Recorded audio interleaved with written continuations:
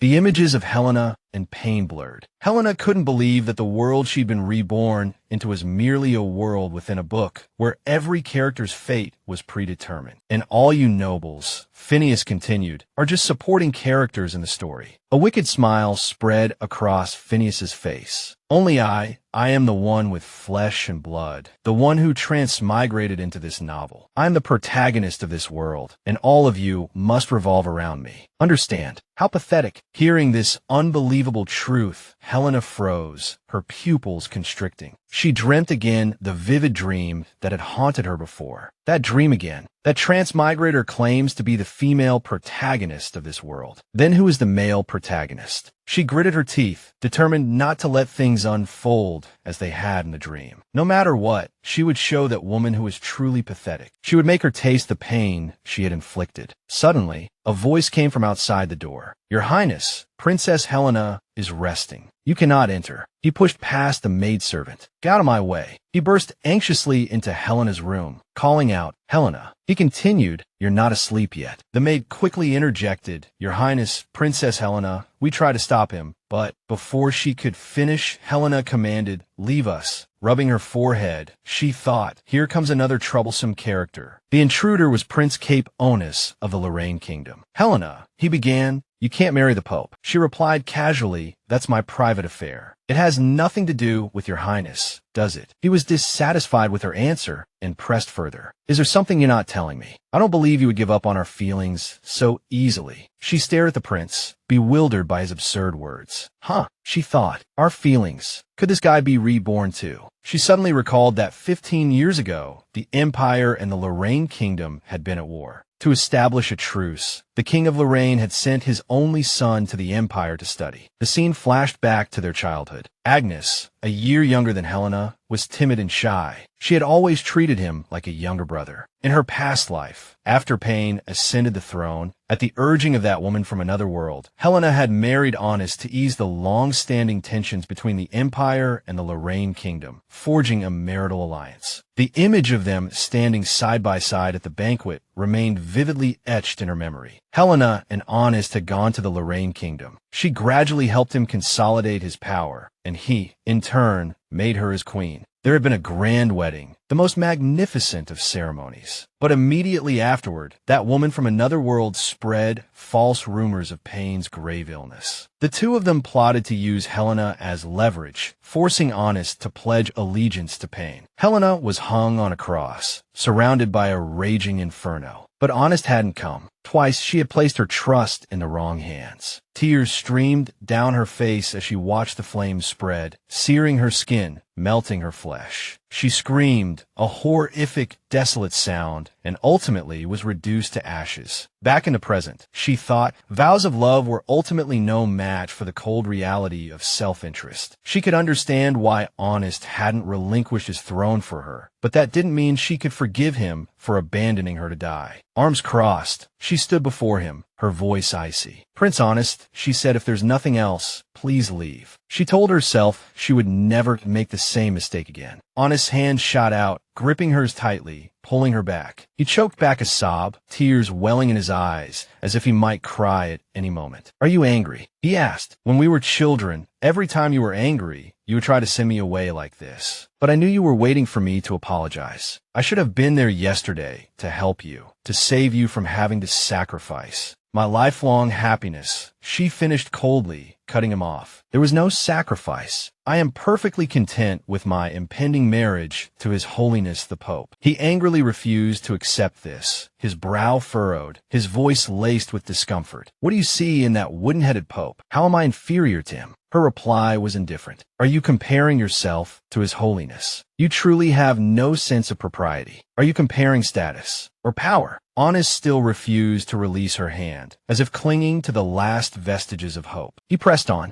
You never cared about these things before. Ignoring his plea, she wrenched her hand free, her voice sharp with impatience. Fine, I care about appearances. His Holiness is more handsome than you. Are you satisfied now? He stared at her, stunned into silence for 5 full seconds by her cutting remark. He was wounded by her words. She actually thought him ugly. She turned, her face cold, and swept out of the room. If you won't leave, then I will. I will marry no one but the Pope. Our union has been blessed by all, and I expect your blessing as well. He watched her retreating figure with regret. She thought to herself that Randall was proving to be quite a useful tool. At least until she became queen, no one would dare to make unwanted advances or propose marriage. She walked briskly away, ignoring Honest as he continued to try and grab her hand. Randall, who had been standing outside the door for some unknown amount of time, having overheard the conversation, spoke. So, Your Highness prefers my face. Startled, Helena realized the voice belonged to Randall. Lost in her thoughts, she had walked straight into his arms upon exiting the room. He stroked her hair, his voice gentle. I am deeply honored. Facing him, a blush crept up her cheeks. She gently pushed away from his embrace and asked softly, Your Holiness, what are you doing here? But her inner thoughts were entirely different. Damn it, when did he arrive? Why wasn't I informed? Of course, Randall's spies were everywhere. In her past life, he had infiltrated the palace with his network of informants. Her own palace was undoubtedly under his surveillance as well. The thought of her own maidservants being Randall's spies filled her with a simmering rage. She vowed that one day she would root out every single hidden pawn in her midst. Honest hurried after her, catching her hand. Helena, he asked, his voice filled with concern, are you all right? She replied that she was fine, but the image of Randall's sculpted abdomen flashed through her mind. Recalling their embrace, a blush warmed her cheeks. Randall's embrace had been surprisingly gentle. Honest's voice dripped with indignation. Your Holiness, this is the princess's palace. You've barged in without permission and nearly harmed her. This is outrageous. Randall ignored the outburst, standing calmly with his arms crossed, a look of disdain directed at Honest. Helena glanced down, noticing that Randall hadn't actually entered her room. He remained a short distance from the doorway.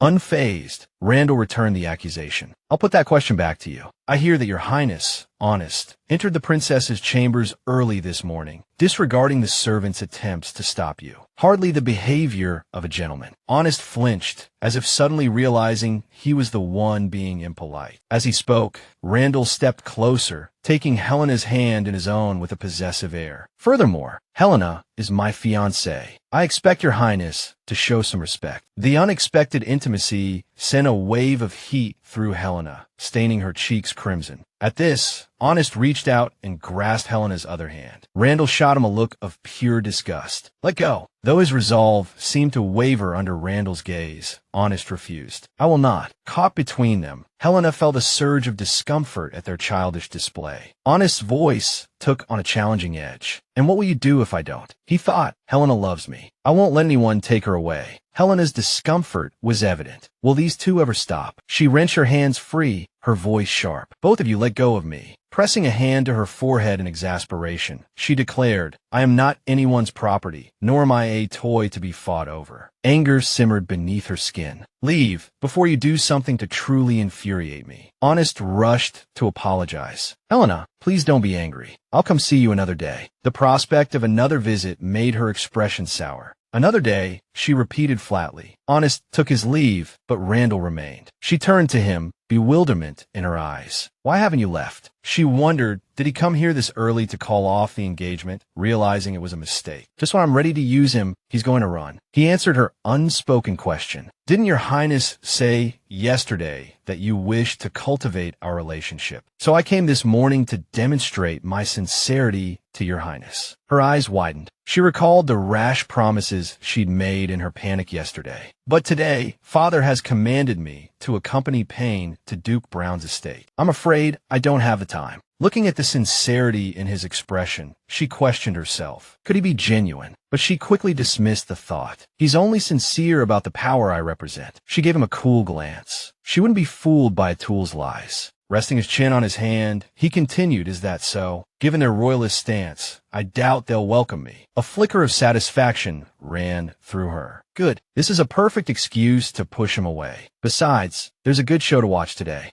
Helena remembered Phineas's words from her past life, about how she possessed a protagonist's aura, and that all attempts to harm her would ultimately fail. No matter how difficult, nothing could stop her inevitable rise to power. Yet, yesterday, she had managed to alter some events from her previous life. Phineas had been forced to leave the palace. Curiosity gnawed at her. She wanted to see how Phineas would find her way back, and what schemes she would concoct within the royal city of Sane. The royal carriage rolled through the commoner's district. News of the crown prince being jilted by Duke Brown's daughter at the engagement banquet yesterday had already spread. As they watched the carriage pass, whispers rippled through the crowd. It's the royal carriage. They say the crown prince was rejected by Duke Brown's daughter yesterday. That carriage is heading towards the duke's estate, isn't it? Inside the carriage, Payne looked at Helena with a puzzled expression. Sister, he said. Her face remained impassive as she stroked his hair. What is it? Payne turned to Randall, who shared the carriage with them, and demanded angrily, Your Holiness, why are you following us? Pope Randall turned to Prince Payne, his voice laced with a hint of probing curiosity. Does His Royal Highness disapprove of my presence? Prince Payne offered a friendly smile. Of course not. Your Holiness will be my sister's husband soon, my brother-in-law. Naturally, I wish to be close to you. On the surface, Payne displayed amiable courtesy towards Pope Randall, but inwardly, the prince only waited for the opportune moment to exact his revenge. Dream on, he thought. Besides, the royal family and the church are constantly vying for political power. And yesterday, you were the reason Phineas became a servant at Duke Brown's estate. She'll be disappointed in him, and I'll settle the score with you one day. Witnessing this exchange of false pleasantries, Princess Helena smiled to herself, a gleam of triumph in her sharp, wine-red eyes. Ha, let them fight. The fisherman benefits when the snipe and clam grapple. The fiercer their struggle, the more I rejoice. A strange noise suddenly reached the ears of the three occupants. Helena wondered silently, what was that sound? The carriage carrying the trio, speeding towards Duke Brown's estate, encountered an unexpected mishap, the source of the unsettling noise. As the wheel abruptly malfunctioned, Helena lost her balance and tumbled from the bench. Just as she was about to hit the floor, the young pope caught her in his arms. The sudden incident left them both in a slightly awkward embrace, particularly Helena, whose blush vividly painted her cheeks. The coachman, sensing the danger, finally brought the horses to a halt. Whoa! The moment the carriage stopped, a knight rushed over to check on them. Your Holiness, Your Royal Highness, Your Highness, are you all right? Prince Payne immediately interrogated the knight. How were you driving? The knight hastily apologized. Forgive me, Your Royal Highness. I don't know why the axle suddenly broke. As soon as the knight finished speaking, the prince snapped, I still need to get to Duke Brown's estate. If I'm late, can you take responsibility? Fix it quickly. Seeing the prince's apparent anger, the knight could only stand there, trembling, and endure the reprimand. Meanwhile, Payne thought to himself, I have to get to her quickly. He pictured Phineas enduring Nalida's abuse while performing chores, reduced to tears. Fear was evident on Payne's face. The later I arrive, he told himself, the more Phineas will suffer. He then turned back inside the carriage and asked his sister, Sister, are you all right? Instead of a verbal response, Payne was met with the sight of the Pope and his sister in a close embrace. Pope Randall asked Princess Helena with concern, Are you injured, Your Highness? Helena replied, Thank you, Your Holiness. The young pope gently held Helena's hand and softly said, It was my duty. My arms are always open for you, princess. Flustered by Randall's intimate gesture, Helena blushed even deeper. Witnessing this tender scene, Payne thought to himself, amazed, this divine pope, whispering sweet nothings to my sister, truly a sight to behold. Once the carriage was repaired, they continued their journey towards Duke Brown's estate. As they traveled, Helena sat near the window, gazing at the passing scenery. Even simply sitting by the carriage window, the beautiful princess exuded an air of elegance and nobility. As the carriage passed by, a commoner girl standing nearby suddenly asked her mother, Mother, is that the cruel and inhumane princess everyone talks about? She looks so beautiful. The moment the words left the girl's lips, her mother quickly covered her mouth and warned, Don't speak nonsense. Fear and anxiety were etched on the mother's face. The mother immediately fell to her knees, clutching her child. "Your Highness, Princess Helena," she pleaded, "please forgive us. My child meant no disrespect." A knight stepped forward, intent on arresting the pair. "How dare you slander the princess in public? You're doomed." The mother's pleas continued, her voice thick with despair. "Please, have mercy. We won't do it again."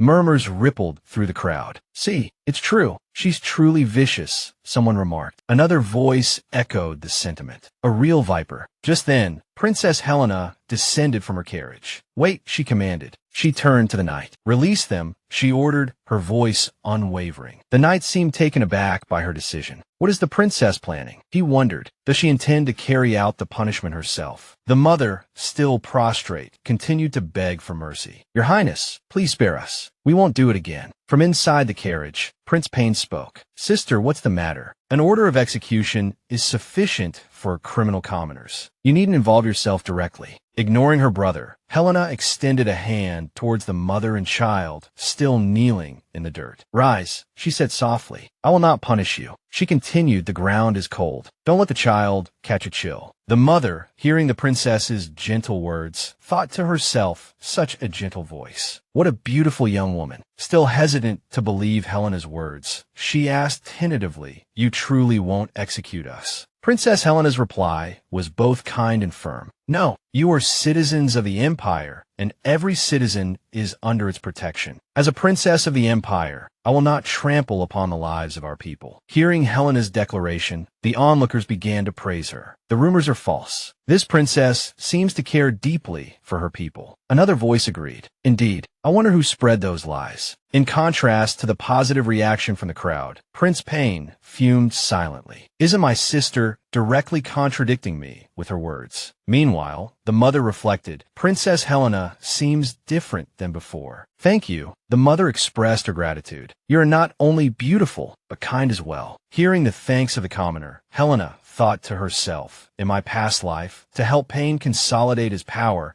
I focused only on the nobility and never cared for the ordinary citizens of the empire." Looking at the scene before her, Helena reaffirmed her resolve. Water can carry a boat, but it can also capsize it. Reborn into this life, I must win the hearts of the people from the ground up and earn everyone's recognition. After traveling a while further, the three finally arrived at Duke Brown's estate. Duke Brown greeted his guests with a jovial voice. "What an honor to have His Holiness, Pope Randall, grace my humble estate." "Welcome, honored guests." Pope Randall, holding Princess Helena's hand, spoke first. "I've come with my fiancée. Please don't mind me." Someone in the crowd muttered, "If you're going to speak, just speak." "What's with the hand-holding?" Meanwhile, from behind a distant door, several maidservants observed the arriving guests, their voices filled with awe. "Look, that's Pope Randall. He's so handsome." Another maid chimed in, "It's the first time I've seen him this close. If I could just speak to him, I could die happy." Phineas observed the maidservants with disdain. "A bunch of swooning fools. Randall would never be interested in you."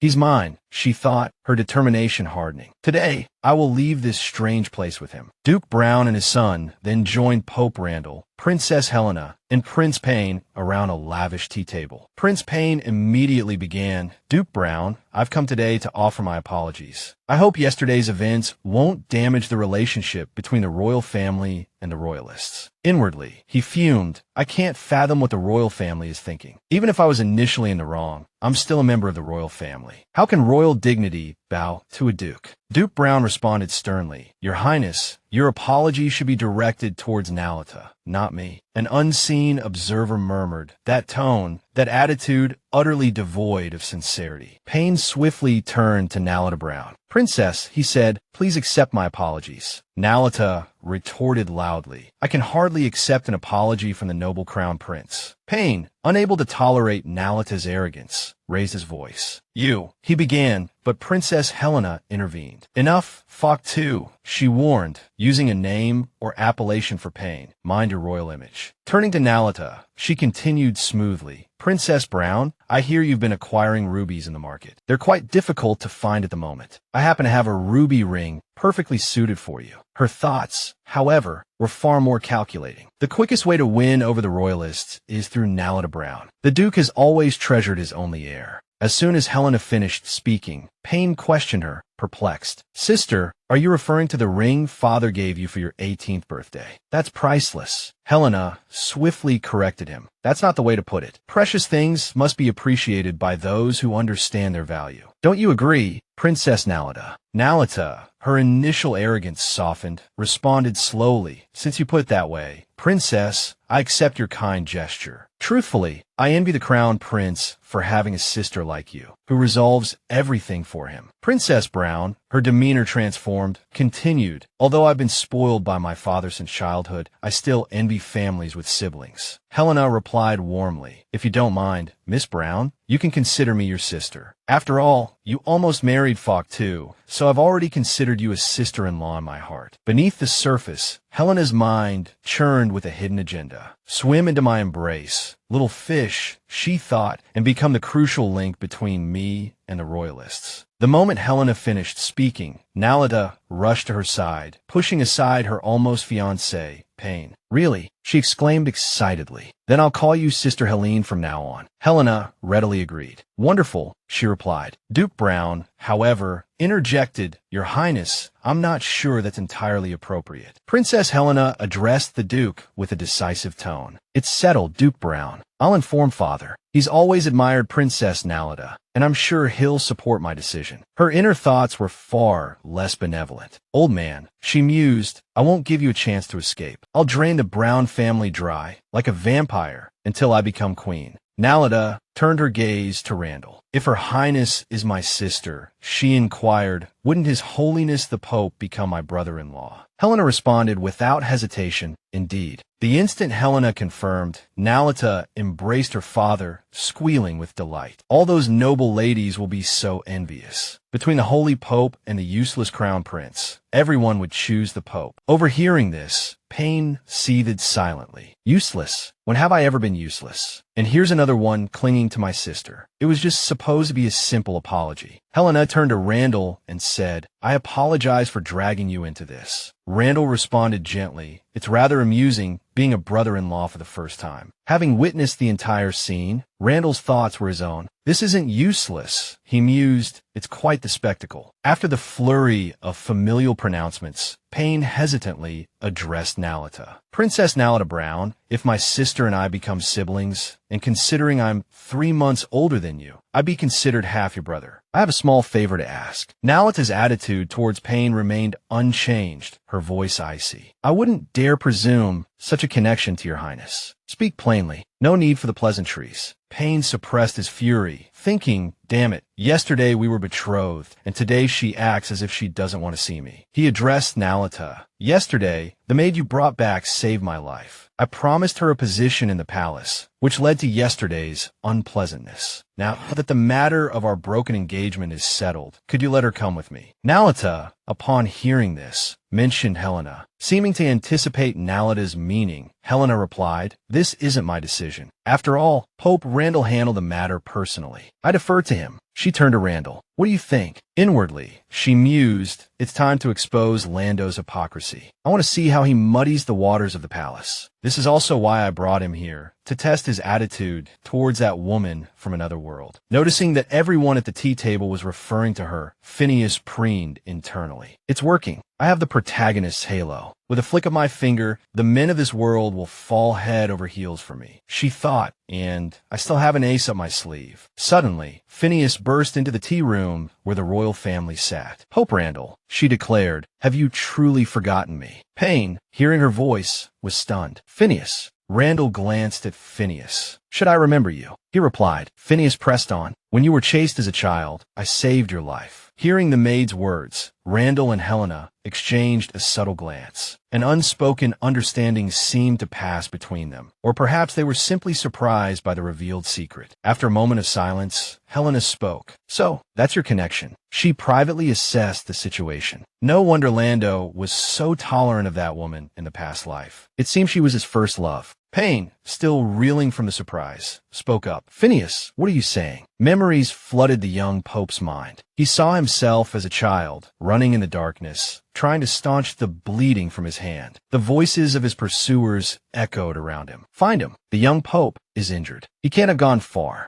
Suddenly, a voice called out from above, "Randall, you." It was Phineas, a commoner girl. "Those men are coming to get you," the young girl continued, scrambling out of a window. "You're bleeding so much," young Phineas said, her voice filled with concern as she tended to Randall's wounds. "My mother died from blood loss when my sister was born. Will you die too?" Randall gently patted Phineas's head. "No," he replied. "I won't die." He stood up. "I have to go. Thank you for your help." Before leaving, Randall instructed the young girl, "I'm at the temple. When your family returns, tell them to find me there. I'll grant you one request as repayment." Then Randall bid the little girl farewell. "Goodbye." Even after the boy had left, young Phineas continued to watch him until his figure disappeared into the night. Back at the tea table in the Brown estate, Randall, now recognizing Phineas, spoke. "Yes, I've been searching for the girl who saved me all these years." Phineas immediately responded to Randall's words. "You finally remember. It was me." She thought to herself, "With this token, the male lead will be mine. He's already in the bag." Looking at Princess Helena, who had risen from her seat, Phineas couldn't hide the smug look on her face. "So what if she's his fiancée? She's not qualified to compete with me for a man. What's more important than a life-saving grace? I've already won." Helena considered Phineas, realizing the truth. So this is why the woman from another world didn't pursue Payne in her past life. Lando was the male protagonist in her script all along. Pope Randall approached Phineas. "Because you're the one I've been searching for," he began. He then asked, "Why are you only appearing now? I went to your home, but it was long abandoned." As soon as Randall finished speaking, Phineas burst into tears, explaining, "Lando Kaka, you don't know. The year you left, heretics broke into my home. They took my aunt and sold me and my sister into slavery. I kept waiting for you to rescue me, but you never came." Ooh. Hearing Phineas's words, Crown Prince Payne was immediately moved. He stepped forward to comfort her, saying, "Phineas, don't be afraid. I will protect you. No one will be able to hurt you again." Phineas replied hesitantly, "Thank you, Your Highness." Turning to Helena, Payne said, "Sister, Phineas will become a slave under the Pope. What do you think?" Inwardly, Payne was scheming. "I absolutely cannot blame the Pope. As long as my sister speaks up, I can justifiably help Phineas escape slavery and keep her by my side." As soon as Payne finished speaking, Helena probed Phineas. "If you're the Pope's benefactor, why didn't you say so yesterday at the engagement ceremony? Why wait until today to reveal your identity? And how can you prove you're not an imposter?" She thought to herself, "If Lando is the male lead, I absolutely cannot let this transmigrator have any chance to get close to him. I must find a way to drive a wedge between them." Phineas immediately replied, "Lando Kaka, it's not that I didn't want to say anything, but I know that the temple and the royal family have always been at odds. You are the esteemed Pope. I didn't want to tarnish your reputation by associating you with a lowly slave like me." As soon as she finished, Payne turned and reproached Phineas. "How could you be so foolish? He caused you so much suffering, and you're still thinking of him." Phineas explained, "No, Lando Kaka just doesn't know. If he knew it was me, he would definitely protect me." Finishing her explanation, Phineas asked Randall, "Am I right, Lando Kaka?" Having heard everything, Princess Nalada suddenly spoke up. "You keep talking about protecting the Pope's reputation." Nalada continued to question Phineas. "Then why are you speaking up now? Aren't you worried about his reputation now?" Finally, Nalada sharply concluded, "You appear to be considerate of others, but in reality, you're absolving yourself. Don't take everyone for fools. You're wielding your supposed kindness with such self-righteousness." As soon as the princess finished speaking, her father, Duke Brown, immediately cautioned her, "Don't be disrespectful." He thought to himself, "I didn't expect this slave girl to reveal so much information." The Pope was attacked in his youth, and the heretical forces have never disappeared. This is not bad news for the royal family. Phineas continued to feign humility, explaining, "I didn't do it on purpose. I just saw that Lando Kaka is about to marry into the royal family, and perhaps the relationship between the two sides is easing. So," with a look that seemed to want to devour Nalata, Phineas plotted inwardly, "Damn cannon fodder, always opposing me. Once I gain power and the male leads love, you'll be the first I won't spare." At this moment, Helena gently took Randall's hand and softly said, "Pope Randall, why don't you leave this matter to me?" She thought to herself, "The cruel murderer who took my life is Pope Lando. Right now, Lando could take this transmigrator away with a single word. I absolutely cannot let her join forces with the male lead. I must strike first. Randall asked Helena tentatively, what do you intend to do? She immediately replied, I will investigate her identity thoroughly. After all, you're not only the Pope, but also my future husband. I cannot allow someone with an unknown identity to stay by your side. As soon as she finished, Randall asked, are you worried about me, Princess? Princess Helena immediately replied, her tone slightly bashful. Oh, there's so many people here. Don't be so direct. Pope Randall replied gently, then I'll trouble you, Princess. He thought to himself, although I don't know what she's planning, this is quite interesting, isn't it? Then Helena turned to Phineas and said, if you are truly my fiancé's savior, then I should thank you. I will help you escape slavery, and from now on, you will stay by my side and be my most loyal handmaiden. Phineas whirled around to face Pope Randall, her voice laced with indignation. Brother Randall, she challenged, what's the difference between a handmaiden and a slave? Don't they both serve others? I refuse to live a life where I'm trampled upon. Randall responded, his tone placating, you misunderstand, Phineas. The royal handmaidens are carefully chosen by noble women and ladies of the court. You should be honored to serve the princess. Helena was taken aback to hear Randall speak up on her behalf. He's actually taking my side, she thought, surprised. At the entrance, the dignified Duke Brown saw the esteemed guests off on behalf of the household. Pope Randall addressed him. Thank you for your hospitality today, Duke. If you have time, please do visit the papal state. Duke Brown replied smoothly, it was my honor to have you. If the opportunity arises, I will certainly visit. Pope Randall bid farewell to the Duke. Then we shall take our leave. Witnessing the exchange between the Pope and the Duke, Helena mused, both of them secretly believe the other to be Dylan, perhaps a demon/enemy. They're quite the actors. Just as the royal couple were about to step out of the estate, Duke Brown suddenly called out to Helena, Princess, please wait. Before Helena could respond, Randall gently kissed her hair and said, I'll wait for you outside. Helena quickly replied, all right. Flustered by her fiancé's affectionate gesture, she thought to herself, why is he always so touchy-feely? He has no sense of occasion. She turned to Duke Brown and asked calmly, Duke, what is it you wish to say? The Duke responded frankly, Princess, what I want to say is that although the Pope spoke a few good words for the Lang family, perhaps the royal family, at the engagement banquet yesterday, the political views of the temple and the royal family are inherently incompatible. Now that you are betrothed to the Pope, his voice took on a tense edge. I hope, Princess, that you can take this opportunity to extinguish the temple's ambitions towards the throne. Helena responded with a melancholic expression, Duke,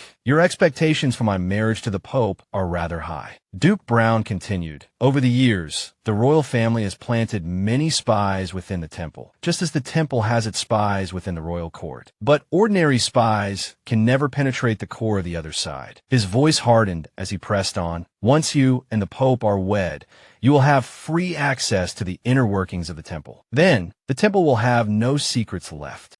It will no longer pose a threat to the royal family, and may even become a puppet of the throne. After listening to the Duke, Helena responded bluntly, according to you, Duke Brown, I am so crucial to consolidating royal power. Then, when the royal family was in peril, shouldn't I have taken the throne instead of giving it to Payne? Wouldn't it have been better if I were the king? He quickly retorted, how could that be possible? Duke Brown stated categorically, since ancient times, women have been born to consolidate political power. The women of this world live under the protection of men. It is the highest honor for a royal princess to contribute to the protection of the empire through marriage. As soon as he finished speaking, Princess Helena's expression shifted. Her gaze sharpened as she scrutinized the Duke for a moment before stating, women are merely accessories to men. Helena stepped closer to the Duke, her bearing assertive. The Duke, still on the topic of a woman's place, continued, isn't that so? No one would be foolish enough to submit to a weak woman. Helena thought to herself, these foolish men always think they are the masters of the world, but they forget that they are also born from the wombs of women. This world was created by women. Then, with a hint of disdain in her voice, Princess Helena replied, is that so? I believe strength and weakness are never determined by gender. After receiving the reply, Duke Brown hastily added, in short, this is also His Majesty's wish. Such a fine opportunity to serve the country. Your Highness must not disappoint everyone. Helena, struggling to maintain her composure, replied in a strained voice, I know. I will do my best. With that, Helena immediately turned towards the carriage, her mind racing. Securing the Brown family's loyalty wouldn't be easy. She needed another plan. Lando was the male protagonist of the original story. If she could steal him away from the female protagonist, disrupt the original plot, she mused she could change the world she was in. And in doing so, she could exact sweet revenge on that woman who had transmigrated into this world. They so desperately wanted her and Lando together. Well, she would give them what they wanted, but on her own terms. As she neared the carriage, Helena suddenly noticed Phineas and Payne in conversation. Phineas pleaded with Payne, "Payne, I am not a handmaiden. This is my bottom line. Please tell your sister." Beneath Phineas's delicate exterior lay a calculating mind, sharply contrasting with her harmless appearance. Princess Helena's character was designed to support her younger brother. If Payne spoke to her, she would agree to anything. Payne, therefore, attempted to soothe Phineas. "You come from humble beginnings. Serving my sister as a handmaiden will allow you to learn many things. I'm doing this for your own good, so you can stay by her side." The Pope has also agreed. Payne thought to himself. The woman before him was alone and vulnerable. He couldn't risk offending the Pope or defying his sister for her sake. Having listened to Payne's well-intentioned words, Phineas cursed inwardly. What a useless fool. Serves you right to be nothing but cannon fodder. A supporting male character, she thought, noticing Helena outside. Randall gave her a signal. "Are you finished?" Seeing Randall and Helena together, Phineas began to scheme again. Now that the female supporting character and the male protagonist are engaged, if I insist on staying by her side, she plotted, if I can regain her trust and wait for the opportune moment to get close to the male protagonist, bending the plot to make him fall in love with me is also a viable path. She waited patiently. Seeing Helena return, Randall spoke to her tenderly. "As long as you eventually return to me, I'm willing to wait however long it takes." Hearing the Pope's sweet words, Helena was inwardly impressed. Is this the same aloof and ascetic Pope? She wondered. He's quite the charmer when he wants to be. Suddenly, Phineas stepped forward, interrupting the couple, "Your Highness." She approached Helena and spoke respectfully. "I apologize for my previous rudeness." Seeing Phineas suddenly address her, Helena grew wary. What is this woman plotting now? Phineas continued, "From now on, I will cherish this opportunity and obediently stay by your side, serving as your most loyal handmaiden." Then, turning to Randall, she spoke with an excessively fawning expression. "Lando, I understand all your worries for me. Don't worry about me. Her Highness will surely remember our past relationship and will never mistreat me." Hearing this, Helena thought to herself, the green tea is strong with this one. Did the teapot explode? Immediately, Princess Helena spoke in a stern voice. "According to imperial law, no one may address the Pope by his name directly, especially not a mere servant. Without your master's permission, you are not to approach him. Since this is your first offense, I will spare you corporal punishment, but you will not ride in the carriage. Walk back to the palace." As soon as Helena finished speaking, Phineas was stunned. "What?" Seeing this, Payne spoke up for Phineas. "Sister, Phineas doesn't understand the rules. Please forgive her this time." Helena replied bluntly to her brother, "You know she doesn't understand the rules. This is for her own good. In the palace, a lack of etiquette will only bring harm to oneself and others." At this moment,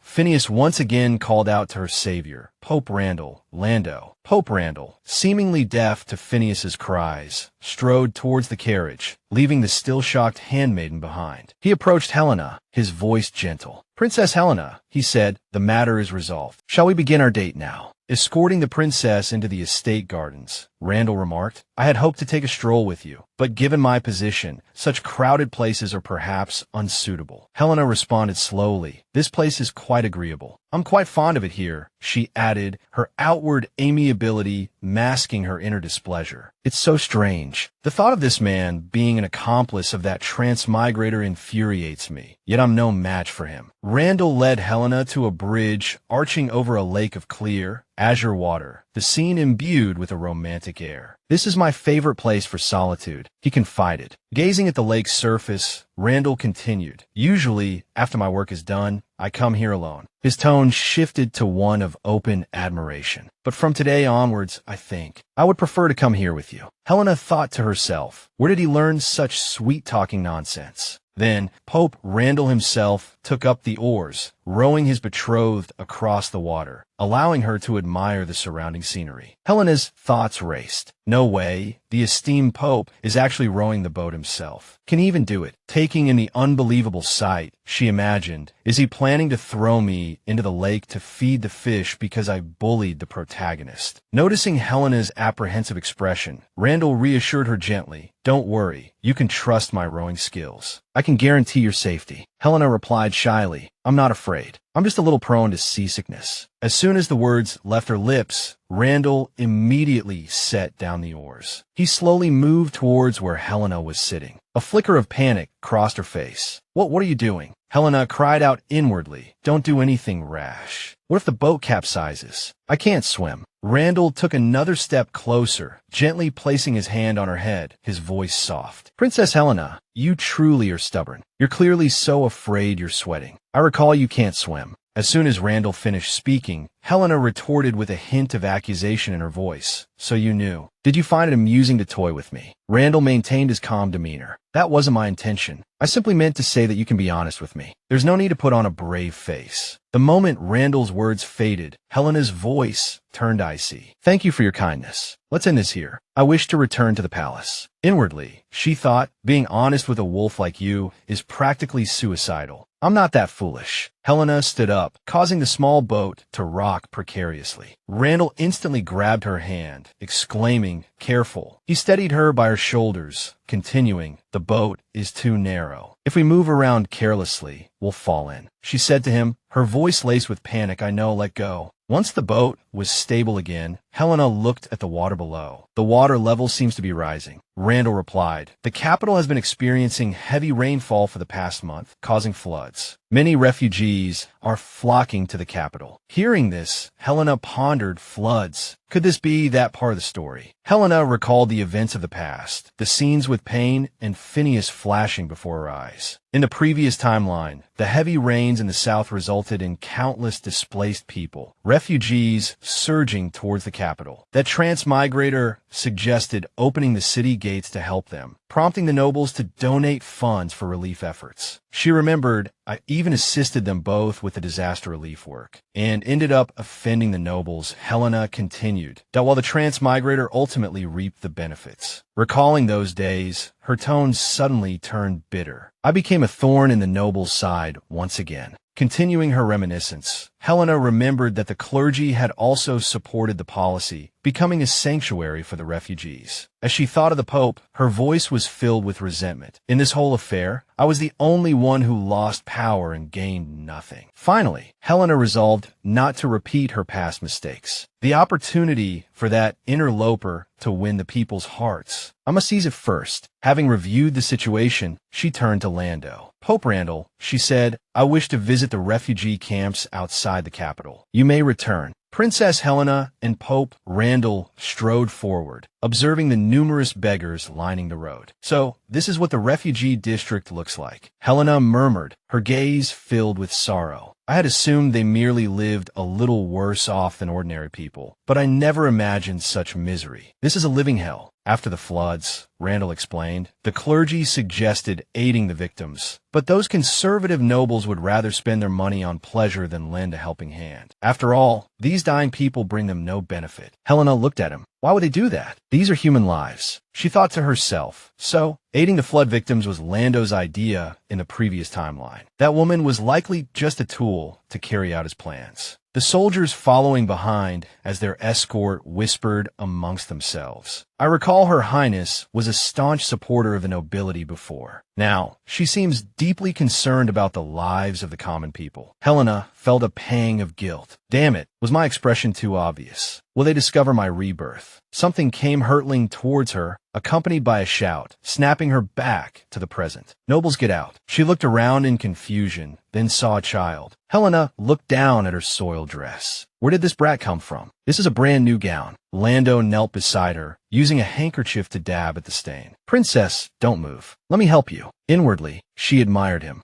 She gazed at him fondly. I have to admit, Lando is truly thoughtful. Her gaze shifted to the culprit who had dirted her dress. He was being held by the soldiers. "Why did you throw something at me?" The child, one hand on his hip, pointed at her. "Nobles aren't welcome here. Get out." A figure emerged from behind the wall of a house behind the child, calling out, "Tia." It was a young man. He sighed in relief. "Why did you sneak out? What if you were caught?" The child broke free from the soldiers and ran. "Don't run," the soldiers shouted. The young man covered his mouth, coughing violently. "Cough, cough. Come on, let's go back. The capital's patrol knights are everywhere in the refugee camp. Don't leave my sight, cough, cough." The child hugged his older brother. You have a fever again." He whispered, "I'm fine." His weary eyes turned towards the princess. "Hey, noble over there, you're going the wrong way. The royal city is in the opposite direction." Helena was astonished. "It's him." An image flashed through her mind. Davin Perry. In her past life, after the flood, the woman from another world had been granted the title of countess, and he was the first knight she recruited. Helena's impression of him was ruthless and deadly. He was that woman's capable subordinate, utterly loyal to her. Lando watched the princess, lost in her memories of the past.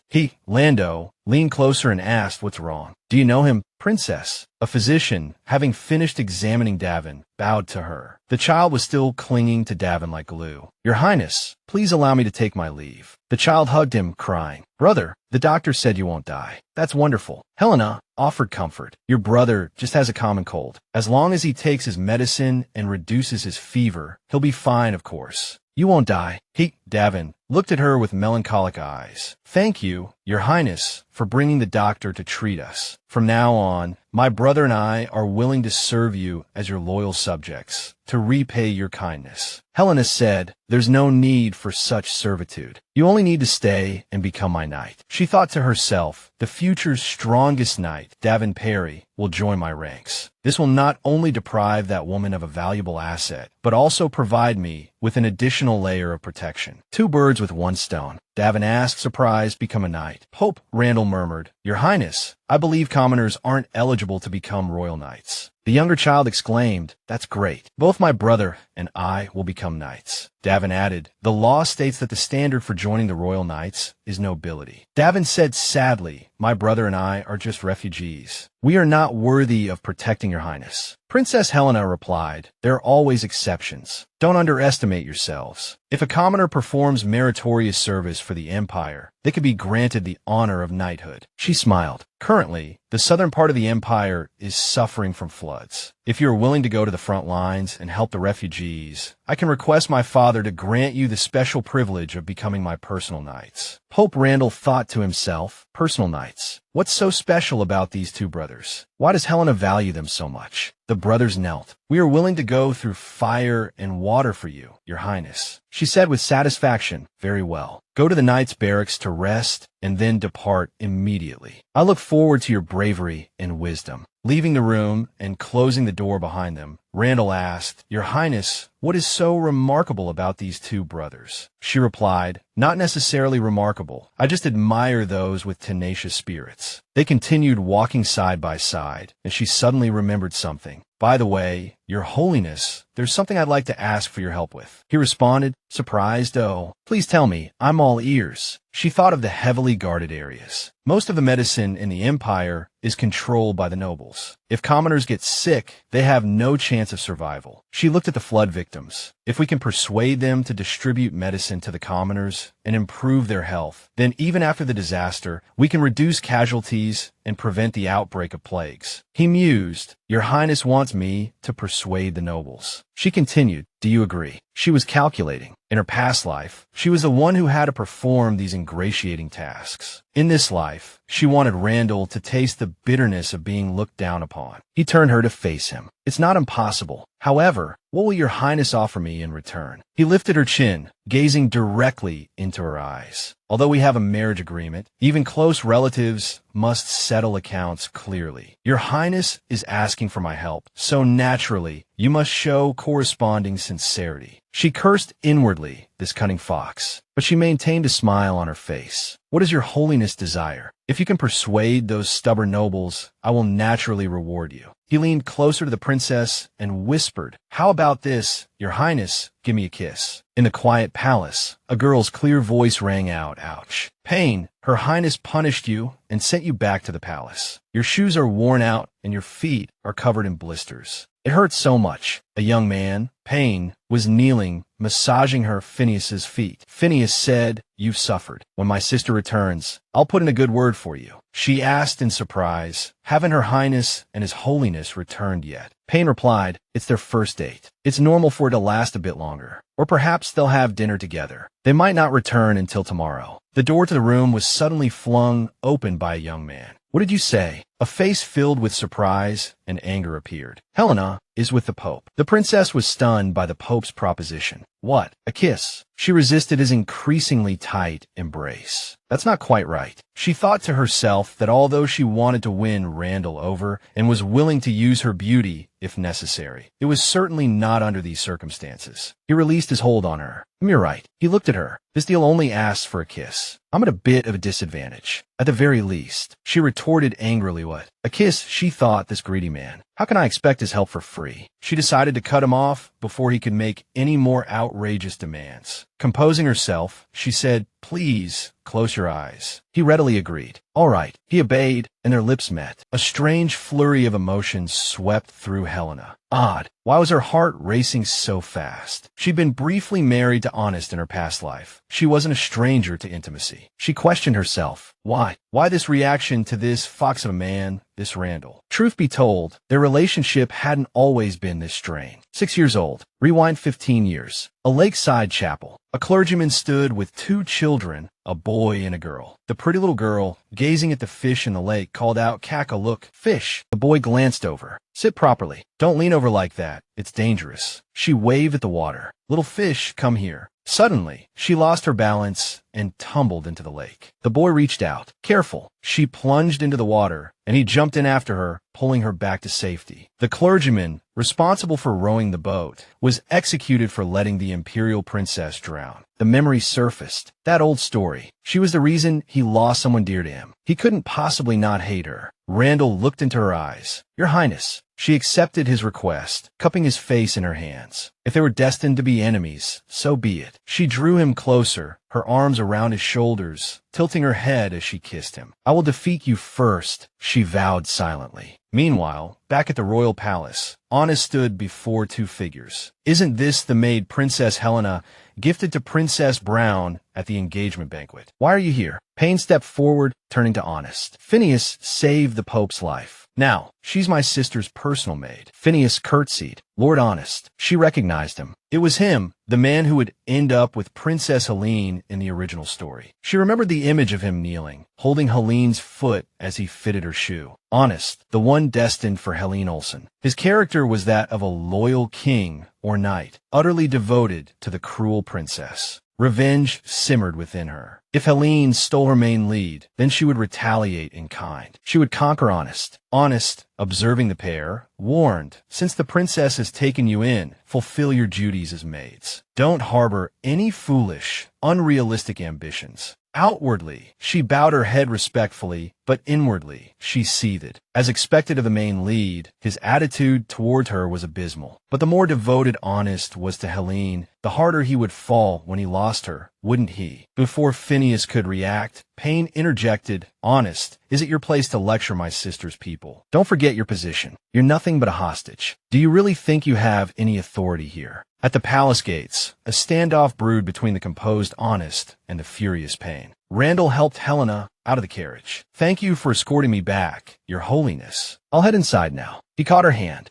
"Wait," he said. "Won't Her Highness invite me in for a moment?" She smiled. "Your Holiness has pressing matters to attend to. I wouldn't dare impose on your time." Her inner thoughts were less polite. Just leave already. As the Pope, can you really afford to be so leisurely? He stepped behind her, drawing her into an embrace. "Even with a busy schedule, I can't neglect Your Highness." His arms slid around her shoulders. "I'm a bit parched. I wonder if Her Highness would be so kind as to offer me a drink of water." Irritation simmered within her. It seemed she was destined to cater to this man today. He walked beside her, their shoulders brushing. Honest emerged, a look of surprise etched on his face. "Your Holiness, what are you doing here?" Penny answered for him. "His Holiness is considered a gentleman by all the noble ladies of the Empire. Isn't it natural for him to escort his sister back to the palace?" At this moment, Pope Randall spoke. Your Highness, Honest, I've come to the palace to request that Prince Payne persuade the king, the nobles, and the temple to aid the flood victims. Payne looked worried. Princess Helena watched her plan crumble. She'd pushed the task onto Payne, but he'd simply passed it on. What a surprise. A flicker of hope remained, though the timing was still opportune. She was still pondering how to manipulate Payne and that transmigrator into action. If they opened the city gates to the refugees, as they had in her past life, she would ruin their reputations. The Pope looked at Payne. You are the future king of the empire. Isn't it your duty to help your people? Payne took his sister Helena's hand, his gaze fixed on hers. But sister, if I do that, I'll offend all the nobles and even enrage father. Helena spoke softly. Payne, this concerns the lives of thousands. Do you really want to stand idly by? Helena's heart grew cold. In her past life, she had been the one to charge ahead for this ungrateful man, offending the nobles while he reaped the rewards of public favor. This time, she would not make the same foolish mistake. Servants brought tea and pastries. The servant was Phineas. She was worried when she heard the news. They wanted Payne to persuade the nobles. Your Highness, she said, you mustn't agree to this. The consequences of offending the nobles are more severe than you imagine. You absolutely cannot do this. Someone rebuked her for her audacity. How dare Emir made interrupt the conversation between nobles. Honest looked at Princess Helena. Kill this impudent servant. Payne defended Phineas. No, he stepped in front of the maid. Honest, stop trying to stir up trouble. Besides, it said that Phineas saved His Holiness's life. Sister Helena is His Holiness's fiancée. Do you want to harm the person who saved his life? Such ingratitude. Phineas spoke. Thank you for your forgiveness, Your Highness. I've just entered the palace and don't understand all the rules. I apologize, but what I said just now was truly for your benefit, Your Highness. Inwardly, she fumed. What rules? All these unequal rules are just there for the heroine to break, and then the male leads and supporting characters will look at her differently, thinking she's special. Helena looked at the maid. Oh, so you're saying His Holiness is harming Prince Payne? Phineas turned to Pope Randall. Your Holiness, that's absolutely not what I meant. Helena thought, I absolutely cannot let the male lead misunderstand. Otherwise, my plan to steal him away from the heroine will become even more difficult. Randall crossed his arms. I don't care what you meant. My Wort is love. This matter is settled. Payne pondered. No, the flood is a crucial part of my rise to becoming an earl. Phineas also had her own plans. Once Payne wins the hearts of the people, I'll have him request the king to grant me the title of earl. Phineas set down the cake plate and knelt on the floor, thinking, in this situation, I can only use my Highland persona to gain support from my family. She looked at Helena. Your Highness, I've admired Prince Payne since I was young. Please, think of the consequences he'll face if he offends the nobles. Helena said, how touching. Then tell me, what should I do for the prince? She thought, does she want me to go? I'm not that stupid. I don't want to deal with this in this lifetime. The Pope broke the tense atmosphere. It seems you haven't learned your lesson. Someone, take her away and have her kneel before the statue to cleanse her filthy soul. Phineas pleaded with him, Randall, don't do this to me. Using the Pope's name so coldly was a double offense. Take her away. The royal guards dragged Phineas off. Prince Payne implored his sister, Helena. Phineas was only trying to help me. She doesn't understand the ways of the palace. Please forgive her. Both the Pope and the princess remained impassive to his plea. The dialogue in the image is unclear, left blank. Helena watched Phineas being dragged away, her teeth gritted. Was she truly trying to help you or harm you?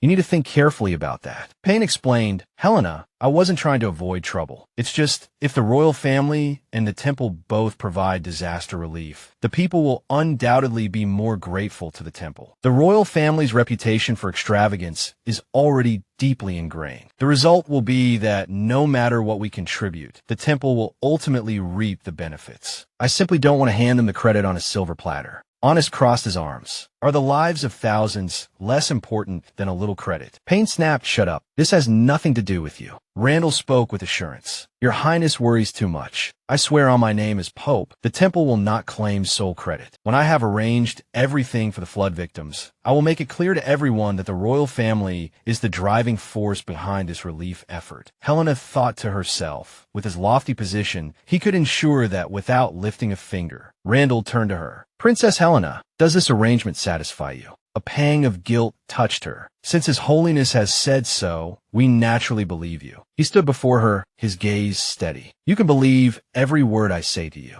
Remember, I'm always on your side. Morning, in the king's palace. Helena and Payne exchanged glances, attempting to persuade their father. Father, this was my idea. Support me. Victor slammed his hand on the table. Support. You want me to turn against the nobility for the sake of commoners. Are you mad? Payne, bewildered by his father's opposition, tried to explain. Father, His Holiness has agreed to help with the relief effort. He said he would portray the royal family in a positive light before the flood victims. Don't you believe him? Helena thought to herself, I knew nothing good would come from Payne, dragging me into this as well. The king's rage intensified. Ignorant. What is the relationship between the temple and the royal family? Why would he help us? You believe everything Lando says. Do you have no mind of your own? Payne deflected the blame. But he's Helena's fiancé. Payne held up Helena's wrist. She found it absurd. She'd been dragged into this mess yet again. The king will think I put you up to this. Helena pulled her hand away, turning her back to Payne with a cold reply. Father, this relief effort is an emergency. If the royal family doesn't participate, I fear some ignorant people will become followers of the temple. We cannot allow their influence to grow.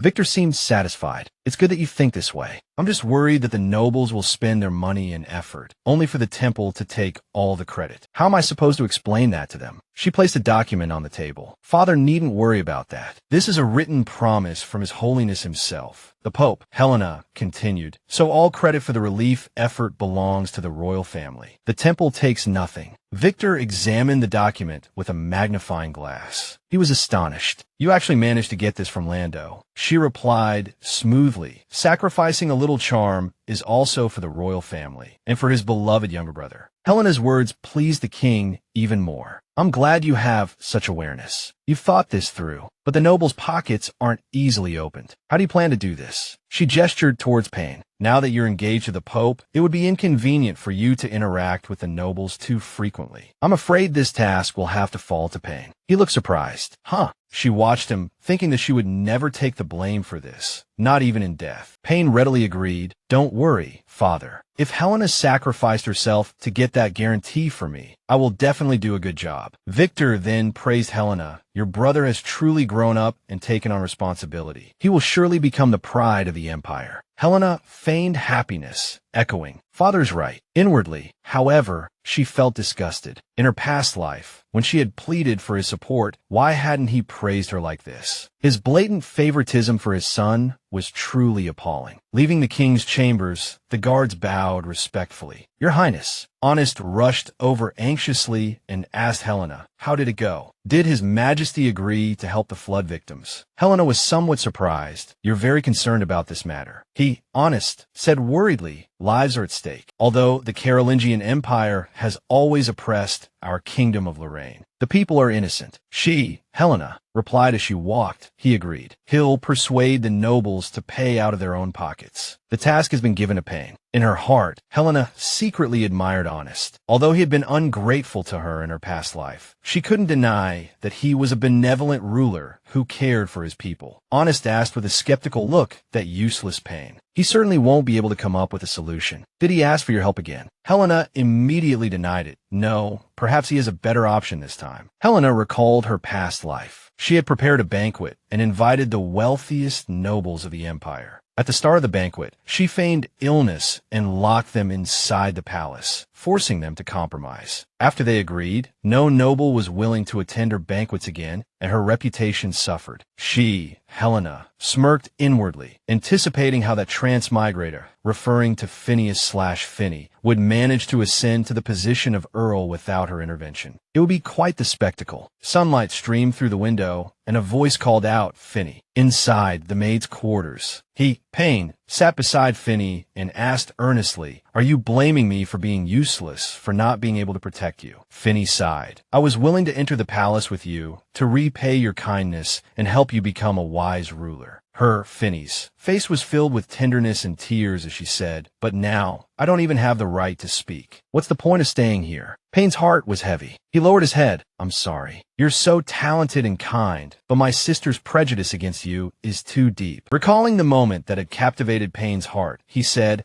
I'll never forget your graceful dance and beautiful singing at the auction. None of the noble ladies in the empire could compare to you.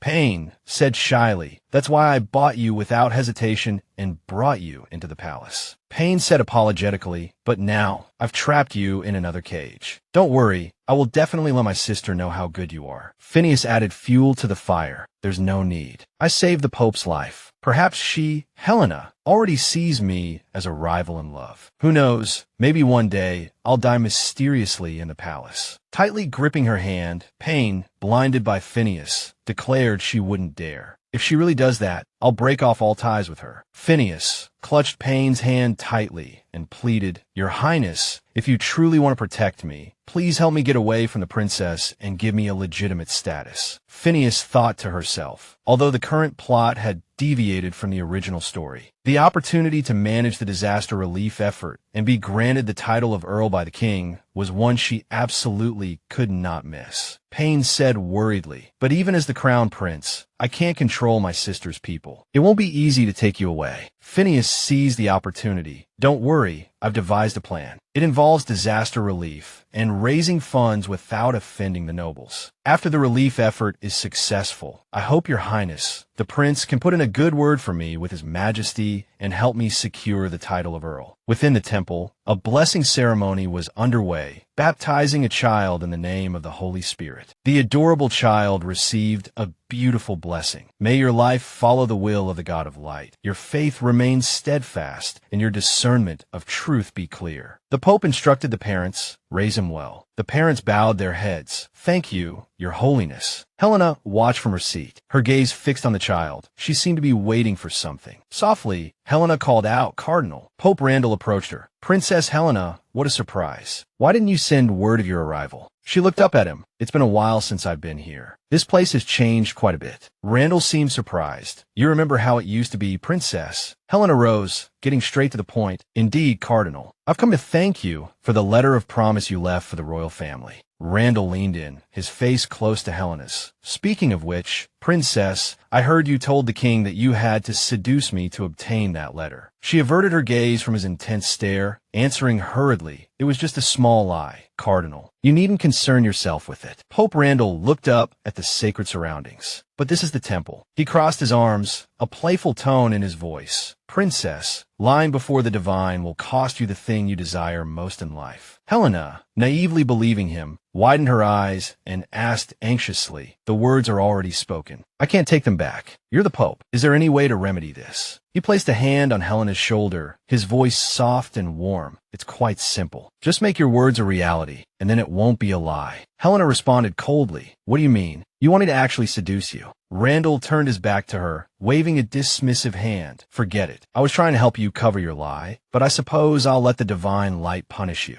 It's not me who will suffer the consequences. After all, fear gripped her, and she called out, wait, what should I do? Randall closed the distance between them, the atmosphere thick with ambiguity. If you don't know, Princess, I wouldn't mind instructing you step by step. First, you should put your arms around my neck. Helena recoiled, protectively covering herself. Put my arms around your neck. What for? Randall pulled her closer. To make your lie the truth, of course. If you don't cooperate, Princess, and offend the God of Light, the punishment will be doubled. Helena pushed him away, flustered. I understand. Don't come so close. I'll do it myself. Randall leaned down, his face close to hers, his expression perfectly measured. She hesitantly put her arms around his neck, her eyes feigning affection. Randall placed his hands on her waist, just like that. He lifted her chin, his gaze locking on her lips. Next, we need to play our roles. I am the aloof Pope, and you are the princess, resorting to any means to obtain the letter of promise. Seduce me, Princess. Make me willingly offer you everything. Helena spoke shyly, reluctantly. Cardinal, I desire you. Please, give me the letter. Pope Randall pressed on. My dear Princess, this half-hearted attempt won't do. You must show some feeling, some genuine desire. I'm not easily fooled. Without true commitment, I won't take the bait. She pushed him down, straddling him. Cardinal, you should be beneath me. I prefer to be on top. Their lips were almost touching. He murmured, I see. I'll remember that. Helena, radiating a sensual aura before the Pope, traced her lips with a captivating touch, pressing herself close against Randall, her eyes flashing with provocation. The Cardinal's kiss, it seemed, still needed refining. He gazed at her, mesmerized. Well then, he murmured, I implore your highness to instruct me. Outside, Payne and Phineas, stunned by the intimate scene within, froze. Sister, Payne exclaimed involuntarily. Phineas, aghast, whispered, What are you doing? Payne watched them, his face flushing crimson. In broad daylight, his sister and the Pope in the temple. So, her talk of sacrificing her beauty had been true. A wave of sorrow washed over him. Don't worry, sister, he thought, his heart aching. I won't let your sacrifice be in vain. I'll raise the funds for the flood relief. Helena, disengaging from Randall's embrace, turned to them. What are you doing here? Payne hurried forward. Sister, I've devised a way to get the nobles to donate. Helena Olsen, observing from the shadows, seethed. Her leading man, humiliated. She would make Helena pay. Suddenly, Helena addressed the two men. Isn't he handsome? She nestled against Randall, her hand caressing his face, her voice laced with a warning directed at Phineas. My fiancé has a beautiful face. I noticed you staring. I'm quite possessive. If it happens again, I'll have your eyes. Phineas, his head bowed low, stammered an apology. Your Highness, I wouldn't dare. Princess Helena, a triumphant glint in her eyes, waited for Payne to make his request. Let's see if he can still smile then. The shadows of the trees stretched into the temple. Speak, she commanded. What's this fundraising method? A charity gala, Payne announced excitedly. Helena remained impassive. A gala? How is that any different from what she'd done in her past life? He continued, but simply asking the nobles to donate to the refugees isn't realistic. No one will be willing. I have a better way, a way to make them want to give their money. Randall's interest piqued. The Crown Prince possesses such an ability. I'm intrigued. Do tell. Helena, her gaze drifting to the shy Phineas at Payne's side, pondered. Make the nobles want to spend their money. What scheme had that transmigrator concocted for Payne? She found herself growing curious. He began to unveil his plan. Regarding Queen Chris, he started the eternal moonlight of the Empire. The Empire's genius, whose Rose Knights vanquished all enemies on the Empire's borders undefeated. Payne's voice swelled with admiration. She's also the only legendary figure who could unite nobles and commoners alike in welcoming her. Queen Chris is the pride of the entire Empire. If we were to auction her armor and sword. At the charity gala, Helena was taken aback. So, your method is to demand her mother's relics. Payne pressed on, attempting to persuade her. Sister, your mother dedicated her life to protecting the Empire. Now, the people are suffering. If she were still alive, she would surely want to help. Phineas, standing behind Payne, wore a smug smile. Princess Helena probably hadn't anticipated this request, but with her personality, she surely wouldn't be able to refuse. I'm going to make you lose your mother's only legacy, Helena Olsen thought with satisfaction. My revenge has only just begun. Just you wait, Helena Olsen. Beside them, Randall added, I recall that when the Queen passed, she entrusted command of the Rose Knights to you, but you immediately handed it over to the Crown Prince. Helena offered a strained smile, inwardly cursing her past self. What an idiot I was. Looking back, she hadn't realized the significance of the power her mother had left her. She just handed it over to Payne. If it weren't for the Rose Knights protecting them, Helena thought with disgust,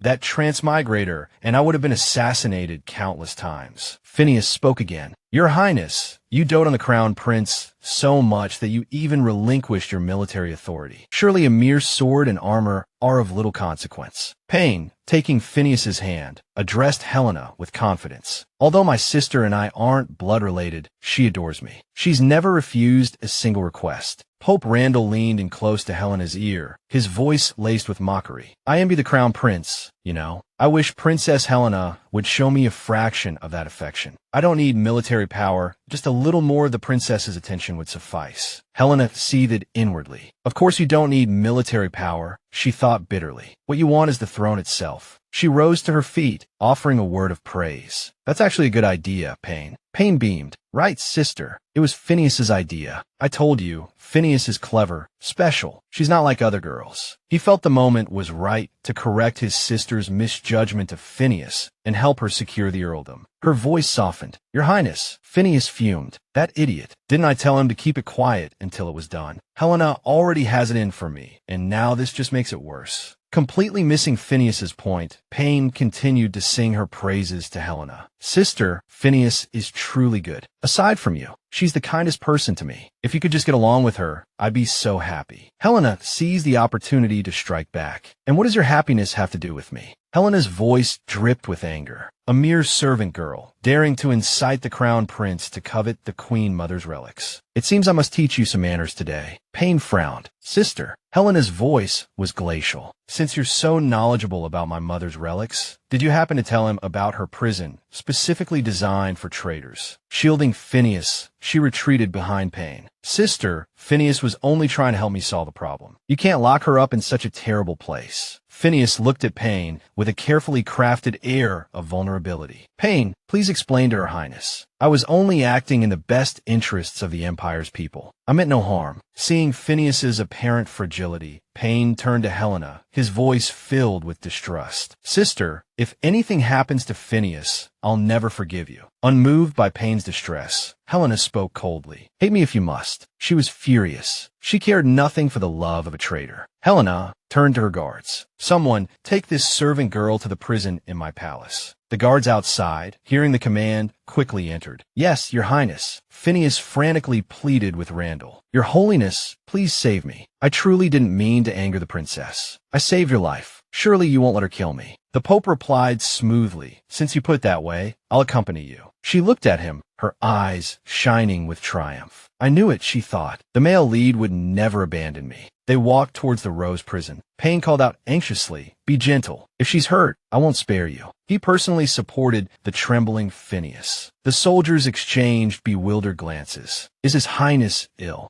Helena turned, her voice laced with suspicion. It seems Your Holiness is quite concerned about my servant girl. Perhaps I should give her to you. Inwardly, she raged. Dream on. I'll never let you two conspire together. The Pope smoothly deflected her implication. Am I? Helena glared at the Pope, her displeasure evident. If not, why are you accompanying her to my palace? I am punishing my servant. What business is it of yours? Are you afraid I'll kill her? Randall, sensing her displeasure, took a conciliatory step forward. Your Highness misunderstands. He offered a carefully crafted explanation. I am merely visiting the palace to admire the beauty of the late Queen's Rose prison. As for whether you kill her or not, I am unconcerned. The Empire has its laws, the royal family its rules. She fails to grasp the situation, abandoning her pride. Sooner or later, she will bring about her own destruction. Her resolve remained unshaken by his words. If she truly believed him, pigs would fly. She hadn't forgotten how, in her past life, the transmigrator had used Randall's influence to wreak havoc. Remembering the suffering she endured in this very prison in her past life, she was determined to imprison her in her mother's legacy, subjecting her to every imaginable torture. Let her live a life worse than death, Helena swore. In this life, I will make her taste all the pain I've endured. Looking at the instruments of torture on the table, she mused, this one looks quite promising. And the torture chair beside it, not bad either. Seeing Pope Randall's look of amusement, Helena felt a flicker of doubt. Is he truly here for a simple visit? She wondered. Phineas collapsed into Payne's arms, crying out, it hurts. Your Highness, Your Holiness, save me. The soldiers quickly denied any involvement. I didn't touch her. Payne's heart ached as he glared at Helena. Sister, he warned, if anything happens to Phineas, I will never forgive you. Helena responded calmly. If you care for her so much, return the Rose Legion's insignia to me, and I guarantee she'll leave here unharmed. Payne grew more agitated. You never take back what you've given. This isn't like you, sister. Continuing to chip away at Payne's defenses, Helena pressed. Well, will you return it or not? If not, I'll throw her into the blood dungeon immediately. You know it's filled with the blood of executed prisoners. A few days in there, and her body will rot and fester with maggots. Helena felt a pang of resentment. This was something she had experienced firsthand in her past life, a memory etched deep within her bones. Phineas feigned helplessness, pleading incessantly, "No, please no, Your Highness. I beg you, spare me. I'll be mute from now on, I swear. I won't dare speak out of turn again." Helena raised her hand, urging Payne to make his choice. "Choose, my dear brother, power or this woman." Payne, his voice thick with emotion, questioned Helena. "Sister, the Rose Legion is the strongest guarantee of my smooth ascension to the throne. You've told me this since I was a child. You've planned for this for so many years. Why have you changed since your engagement to His Holiness?" He pointed accusingly at the Pope. "You're taking back my command now. Is it because you've betrayed the royal family for him? Are you going to support him as king?" Randall, standing beside them, wore a look of bewilderment. "With which eye does this fool see the princess wholly devoted to him?" He wondered. Helena put on a mask of hurt. "Silence, Payne. I've doted on you since you were little, always planning for your benefit. But why do you treat me this way?" She reproached him bitterly. "You defy me repeatedly for a maid you've only known for a few days. You conspired with her to scheme against me for the relics left by our mother. You're even willing to turn against me for her. You're the one who disowned me as your sister first. So don't blame me for not considering our sibling bond later." Payne suddenly hesitated, taking Helena's hand and lowering his voice. "Sister, if I apologize," with a remorseful expression, "will you give up on taking back the Rose Legion? I promise I'll respect you like I used to." Payne turned abruptly, snapping, "What are you laughing at?" Randall declared his loyalty, upholding Helena's rights. "The Rose Legion originally belonged to the late queen, left for Her Highness. Even if His Highness doesn't hand it over, I believe that with a single command from Her Highness, the Rose Legion will switch their allegiance." The Pope took the opportunity to taunt the Crown Prince. "Speaking of which, if His Highness truly regards the princess as his dearest kin, he shouldn't keep what belongs to her. After all, the Rose Legion is considered part of the late queen's legacy to Her Highness." Helena looked at the Pope uneasily. Is he speaking up for me? Or does he also have his eyes on the Rose Legion? Payne dropped to his knees, clutching Helena's skirt and wailing why. Was I truly wrong? Sensing that his pleas were falling on deaf ears, Payne impatiently changed his tone. "Sister, it seems you won't give up until you get what you want," he declared. "You were the one who gave it to me in the first place." Payne expressed his disappointment. "I used to believe you loved me most in this world. Now, I return that sentiment. From this day forward, you are no longer my sister." Helena was satisfied with Payne's disavowal. "Good. I hope you remember what you said today." Anticipation for the coming struggle filled her. "This is just the beginning. From now on, I will take back everything that belongs to me, piece by piece." Payne asked loudly, "Can I take Phineas with me now?" Helena replied without hesitation, "Go. Since you value this servant girl so much, I'll give her to you." Payne looked at her with anguish. "Phineas, from now on, you are free." Phineas feigned remorse. "Your Highness, it's all my fault that you're in this predicament." As he led Phineas away, he left Helena with these words. "Regarding the Rose Legion, I will report the truth to Father. I will find a way to explain it to him myself." She stood her ground, unflinching. Helena suppressed her fury with difficulty. "Useless coward. Can't fight me directly, so he runs to Father. If he has the guts, let him face me one-on-one. I'll be waiting." Randall observed her with a puzzled expression. What had just transpired wasn't a joke. The siblings had truly fallen out. But hadn't she always protected and indulged her half-brother? Why had she suddenly changed? The Pope asked curiously, "Your Highness, if the Crown Prince truly reports you to His Majesty, your situation might become precarious." Randall probed, "If the royal family no longer has a place for you, perhaps you could consider supporting my claim to the throne." The two soldiers were still standing there. She turned and commanded, "All of you withdraw." The soldiers bowed and obeyed. "Yes, Your Highness." She turned her face away, avoiding the Pope's gaze. "Your Holiness, this is the royal palace. Even if you're my fiancé, I cannot guarantee these words won't reach His Majesty's ears." He took a step closer to her. "Is Your Highness concerned for me?" Leaning close to her ear, his breath brushed against Helena's skin. "If His Majesty and I were to clash over this matter, whose side would you take?" Helena answered without hesitation, "I would naturally stand with my father. Therefore, I ask Your Holiness to choose your words carefully in the future." Outwardly, she expressed loyalty to her father, but in her heart, Helena hoped, "No,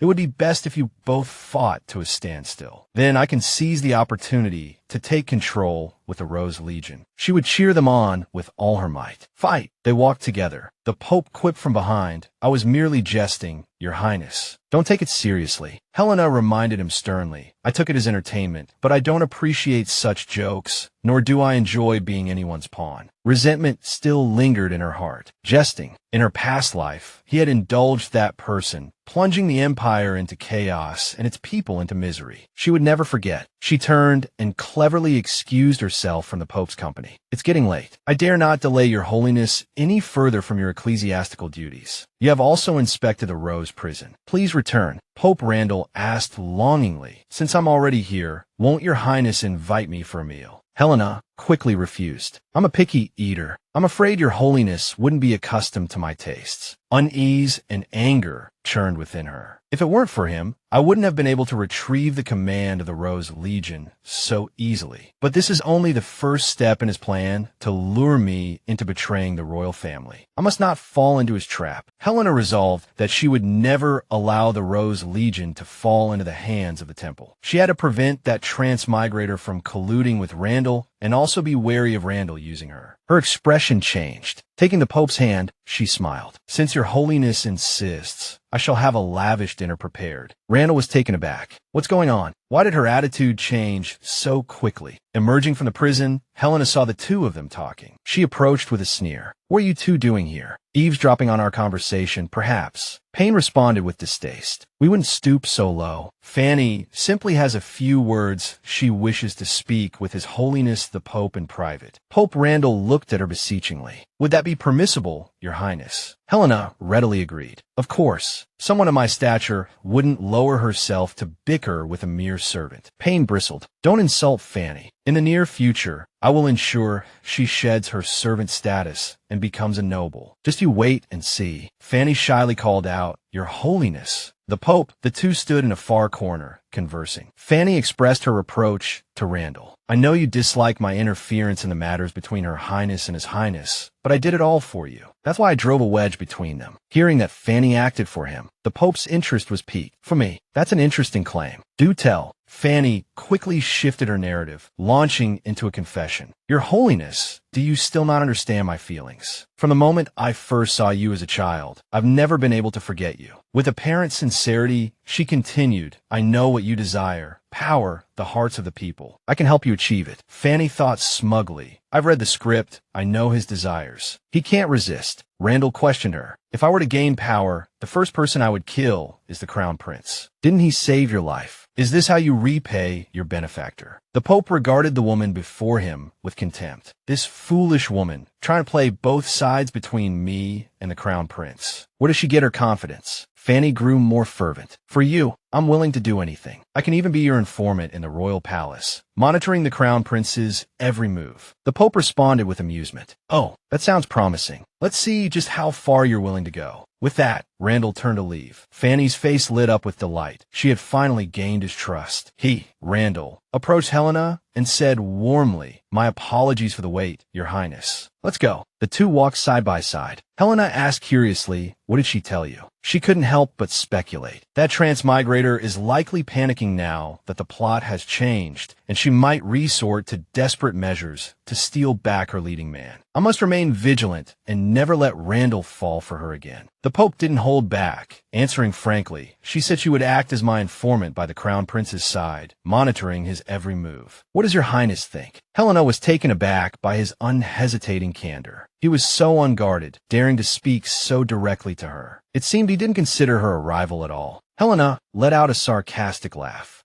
I think she's wasting her time. The royal palace is already teeming with Your Holiness's informants. Which one isn't more reliable than her?" Randall replied, "It's different. The Crown Prince cares for her, something other informants can't replicate." Helena played along. "Indeed. With her, it seems Your Holiness's chances of ascending the throne have increased considerably. She's so loyal and devoted to you, and you owe her your life." You must have been deeply moved by her words just now. Randall leaned closer to Helena, his voice laced with suggestive undertones. "Your Highness seems quite concerned about my relationship with her. Unfortunately for her, I'm a cold-blooded man. My heart has room for no one but Your Highness." Helena inwardly cringed. Tisk, smooth talker. Feeling a flicker of unease, she quickened her pace. Your Holiness must trust me. She feigned anger. Remove all your informants from my palace before you speak such words again. Meanwhile, in the Crown Prince's palace, Fanny was excitedly being attended to by servants, dressing in a magnificent gown. She commanded smugly, bring me that jade pendant. The servants offered an awkward laugh, hurrying to explain, Miss Phineas, those are all treasures Princess Helena gifted to His Highness, the Crown Prince. He doesn't usually allow anyone to touch them. Phineas glared, her voice sharp, just bring them. I'll take responsibility for anything that happens. Suppressing their anger, the servants bowed their heads in forced obedience. Yes, Miss Phineas. Inwardly, they fumed, you wretch. You're nothing but a servant girl temporarily enjoying the prince's favor. How dare you covet the princess's jade pendant? The door opened. Regarding the Rose Legion, I've informed Father. Payne recounted the events with a weary tone. Father was indeed furious. He wanted to order Helena to return command of the Legion to me. But I keep thinking His Holiness Pope Randall is right. The Rose Legion is the late Empress's legacy. Anxiety gnawed at him. I shouldn't be fighting with Helena. She's always doted on me. I must have truly angered her for her to say those things. I'm worried she won't speak to me again. Flaunting the jewelry she'd just acquired, Phineas purred. Your Highness, the princess has never truly loved you. It's all been a pretense. This time she took the Rose Legion. Next time she'll set her sights on the throne itself. You did the right thing. Payne stared, his eyes widening in shock. Wait. Payne's tone shifted, sharp and accusatory. What is that around your neck? The two terrified servants immediately fell to their knees. Your Highness, please forgive us. We told Miss Phineas that those were treasures the princess had collected for you since childhood, but she wouldn't listen. She insisted on touching them. With a stern expression, Payne addressed Phineas. Take it off. Phineas was taken aback by his sudden change in demeanor. What? She removed the necklace, her voice laced with resentment. Last time, the princess casually gifted Princess Brown a priceless ruby, but what did you get? You still foolishly guard these trinkets like treasures. She stopped considering you her dearest brother long ago. Payne looked at her with growing irritation. Phineas, I don't like your attitude. Launching into a performance of feigned with, she accused Payne, my attitude. I've endured all sorts of humiliation from the princess for your sake, and now you're this angry just because I touched her necklace. Payne sighed. Phineas, there are too many misunderstandings between you and Helena, and between her and me. We shouldn't have become like this. Seizing the opportunity presented by Payne's low spirits, Phineas pressed her advantage. Your Highness, stop deceiving yourself. I suspect the princess has long harbored ambitions for the throne. That's why she's been obstructing your efforts to aid the disaster victims. She wants to use you to highlight her own wisdom. You just refuse to admit that the sister you trust most has changed. Her words planted a seed of doubt in his mind. Payne shifted to a more pressing matter. The charity gala is in 3 days. The tributary states will be arriving in the Empire, and they will be attending as well. This is crucial for the Empire's prestige and image. If you want to rise above your common birth and become a countess, find a way to take charge of this event. Phineas responded eagerly. Don't worry, Your Highness. Even without the auction of the late Empress's belongings, I have other cards to play. Phineas had seen through everything. The script she held already revealed the characters who would appear. Just watch me conquer them one by one. At Rose Palace, Helena watched Cape Honest cough incessantly. Concern etched on her face, she stepped forward. Why didn't you tell me you were ill? Has the doctor seen you? Honest gently replied, I'm fine. Just seeing you has cured me. Helena saw through his facade. If she hadn't experienced his heartless abandonment in her past life, she might have almost been swayed by his sweet words. She sat down. I'm not here just for a social call, Honest. You were sent to the Empire as a hostage by the Grand Duchy to quell the Civil War. Have you ever thought about going home? Honest responded vaguely. I don't understand what you mean. Helena continued. In 3 days, the Crown Prince will host a charity event to raise funds for disaster relief. By my father's decree, your Grand Duchy's emissaries will also be in attendance. His expression soured. What does that have to do with me? Helena held her teacup, her tone serious. I'll be blunt, Honest. The struggle for the throne in the Grand Duchy is in its final stages. Only your second sibling remains. I can help you return to the Grand Duchy and contend for the throne at minimal cost. Honest coughed repeatedly, replying wearily, I never said I wanted to be king. Or, is that what you want? She raised the teacup to her lips, speaking without hesitation. Yes, I need your strength to help me deal with the crown prince and the pope, to help me become empress of the empire. His coughs grew heavier. You've really changed. You could have phrased that more delicately. With a little coaxing, I would have given you anything. Setting down her teacup, Helena replied calmly, I don't want any alliances built on sentiment. This is merely a proposition. Whether you agree or not won't affect my subsequent plans. She rose to leave. That's all for today. Take care of yourself. Think it over. As she turned to go, Honest agreed, you don't have no feelings for me, or you wouldn't care whether I wanted to go home. In truth, helping me become king is a pretense. You know my mother is gravely ill, and you want me to return to see her one last time, don't you? Helena evaded his question. You're overthinking it. Give me your answer before the charity gala. Helena's mind drifted to the past. In her previous life, Honest had been devastated upon learning of his mother's death while in the Empire. She had believed herself powerless then, able only to offer him comfort. Now, she thought, I will return to you a fraction of what you gave me in my past life. At the banquet that day, the guests gossiped amongst themselves. Have you heard? The princess has taken back the Rose Knights. The princess is bound to marry for an alliance sooner or later. What right does she have to hoard royal resources? They stood together, chattering, their conversation turning to Helena. Military power relates to the stability of the empire. What does it look like to have a woman in control? Dressed in a magnificent gown, Helena descended the stairs, wine glass in hand. It seems you all enjoy wagging your tongues. The girls who had been gossiping moments before startled, exchanging frightened glances. Without hesitation, the princess splashed the wine from her glass onto them. Let me help you rinse your mouths. The wine splattered across their faces. They shrieked in terror. Helena spoke casually, speaking ill of the royal family, according to imperial law, is punishable by having one's tongue cut out. The girls, terrified, fell to their knees at Helena's feet, begging for mercy. Your Highness, please spare us. We won't dare do it again.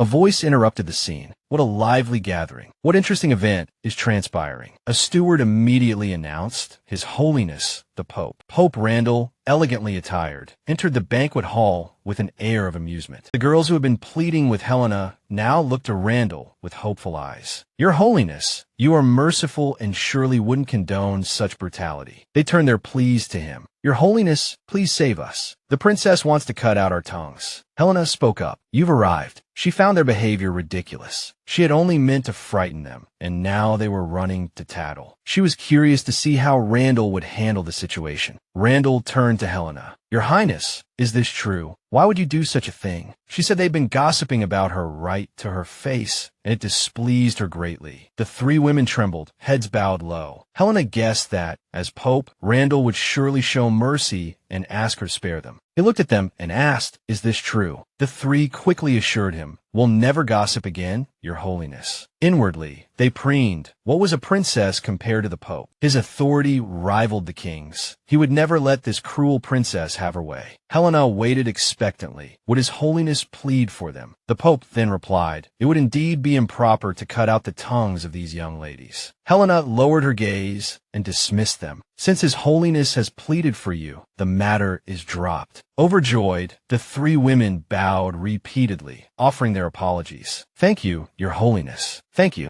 They were about to hurry away when the Pope called out, hold. Did I give you leave to go? Helena looked at the man before her, wondering, what was he doing? Not sparing them, but asking her to leave. Randall placed a hand on her shoulder, soothing her. Don't worry. He reached out and gently smoothed her hair. I won't let you be wronged. Helena couldn't understand what was happening. Randall turned a chilling gaze on the gossiping nobles behind him. The punishment of having their tongues cut out may be waived, he declared, but those who dare slander the future pope, drag them away and silence them with poison. Helena was shocked by his ruthlessness. He lifted her chin, asking tenderly, are you satisfied with this outcome? Your own hand remains clean, yet your detractors pay the price. She studied Randall, realizing that this man was far more terrifying than she had imagined. The Duke of Brown's daughter was also present at the banquet. Nalita was delighted to see Helena. Oh, Sister Helena, I've finally found you. Helena's expression remained cool. What is it? She asked, gathering her skirts. Nalita rushed to tell her. It's that servant girl, Finny. She's infuriating. She relayed the information she'd heard. I've heard she's been going around using the crown prince's name to curry favor with the noble ladies. Despite her dislike for Phineas, Nalita couldn't hide a tinge of envy. That's what they say, but she does have some skills. She's invented something called a face mask that supposedly makes your skin smooth and beautiful, she said resentfully. Sister Helena, I also heard she presented the king with something called gunpowder. They say it can kill the fiercest beast from 100 paces. The king has decreed that if she can successfully demonstrate it before the foreign emissaries, he'll grant her the title of countess. Helena's mind raced. Gunpowder. That was something that appeared in the plotline of her previous life. The tragic memories of her past life flooded back. Because of gunpowder, her father, urged on by that woman from another world, had waged reckless wars of conquest against neighboring countries, igniting a brutal conflict. Soon, other nations developed their own gunpowder formulas, and the war escalated. The people suffered immensely, countless civilians displaced, and families torn apart. The world had become a living hell. She was determined not to let it happen again. Reborn into this life, she would never give Phineas the chance to demonstrate the power of gunpowder, never allow innocent people to become victims of ambition. Randall suddenly turned back and asked, Your Highness, what's wrong? Nalita tried to comfort her. Sister Helena, even if she's somehow granted the title of countess, she can't compare to your inherent nobility. You needn't concern yourself with that servant girl. Helena denied it. It's not her I'm worried about. It's the gunpowder. She realized then that she, had misspoken. Randall looked at her instinctively, asking, What is gunpowder? Do you know something about it, Your Highness? She forced an awkward laugh, denying it. How could I possibly know? I'm just curious. Helena's mind drifted back to her past life. In an age of swords and shields, gunpowder was an absolute game changer. To obtain its secrets, ambitious individuals had flocked to that woman from another world, willingly becoming pawns in her deadly game. And then there was the man who appeared at her side, along with the one who orchestrated it all, Pope Randall. A steely resolve hardened her gaze. She would not let him steal her throne. Randall's voice, thick with anticipation, broke through her thoughts. Hearing you say, that makes me look forward to the gunpowder demonstration tonight. Inwardly, Helena seethed. I'll make sure your expectations are unmet. A noble girl waved them over. Lady Nalita, she called. Nalita turned to excuse herself. Sister Helena, my friend is here. I must go. She offered a farewell in return. Go ahead, Helena replied, turning back to Randall with a saccharine smile. Ah, Your Eminence, isn't that our important guest? The one tasked with monitoring the crown prince's every move for you. Why doesn't she offer the gunpowder to you directly? Could it be that the title of countess is more appealing than seeing you become king? She aimed to sow discord, eager to claim the throne for herself. A feminine voice, seemingly out of nowhere, protested. That's not true. It was Phoebe, that conniving little viper. Please allow me to explain. Your Holiness, she pleaded. Helena's gaze dripped with disdain. It seems the last lesson wasn't enough. Phoebe puffed herself up, feigning indignation. Your Highness, from tonight onwards, I am no longer a servant for you to trample upon. Don't even dream of trying anything against me. Helena feigned interest, her mind racing. Is that so? I'm eager to see what you can do. Phoebe was aiming for the title of countess, but tonight, Helena would show her the true meaning of humiliation. Turning to Randall with a dramatic shift in demeanor, she said, Your Holiness, may I have a few minutes of your time in private? Her request was immediately rebuffed. Speak your mind here. Her Highness is no outsider. It was Helena, in turn, who began ushering Randall away. You should go. What if it's good news for you?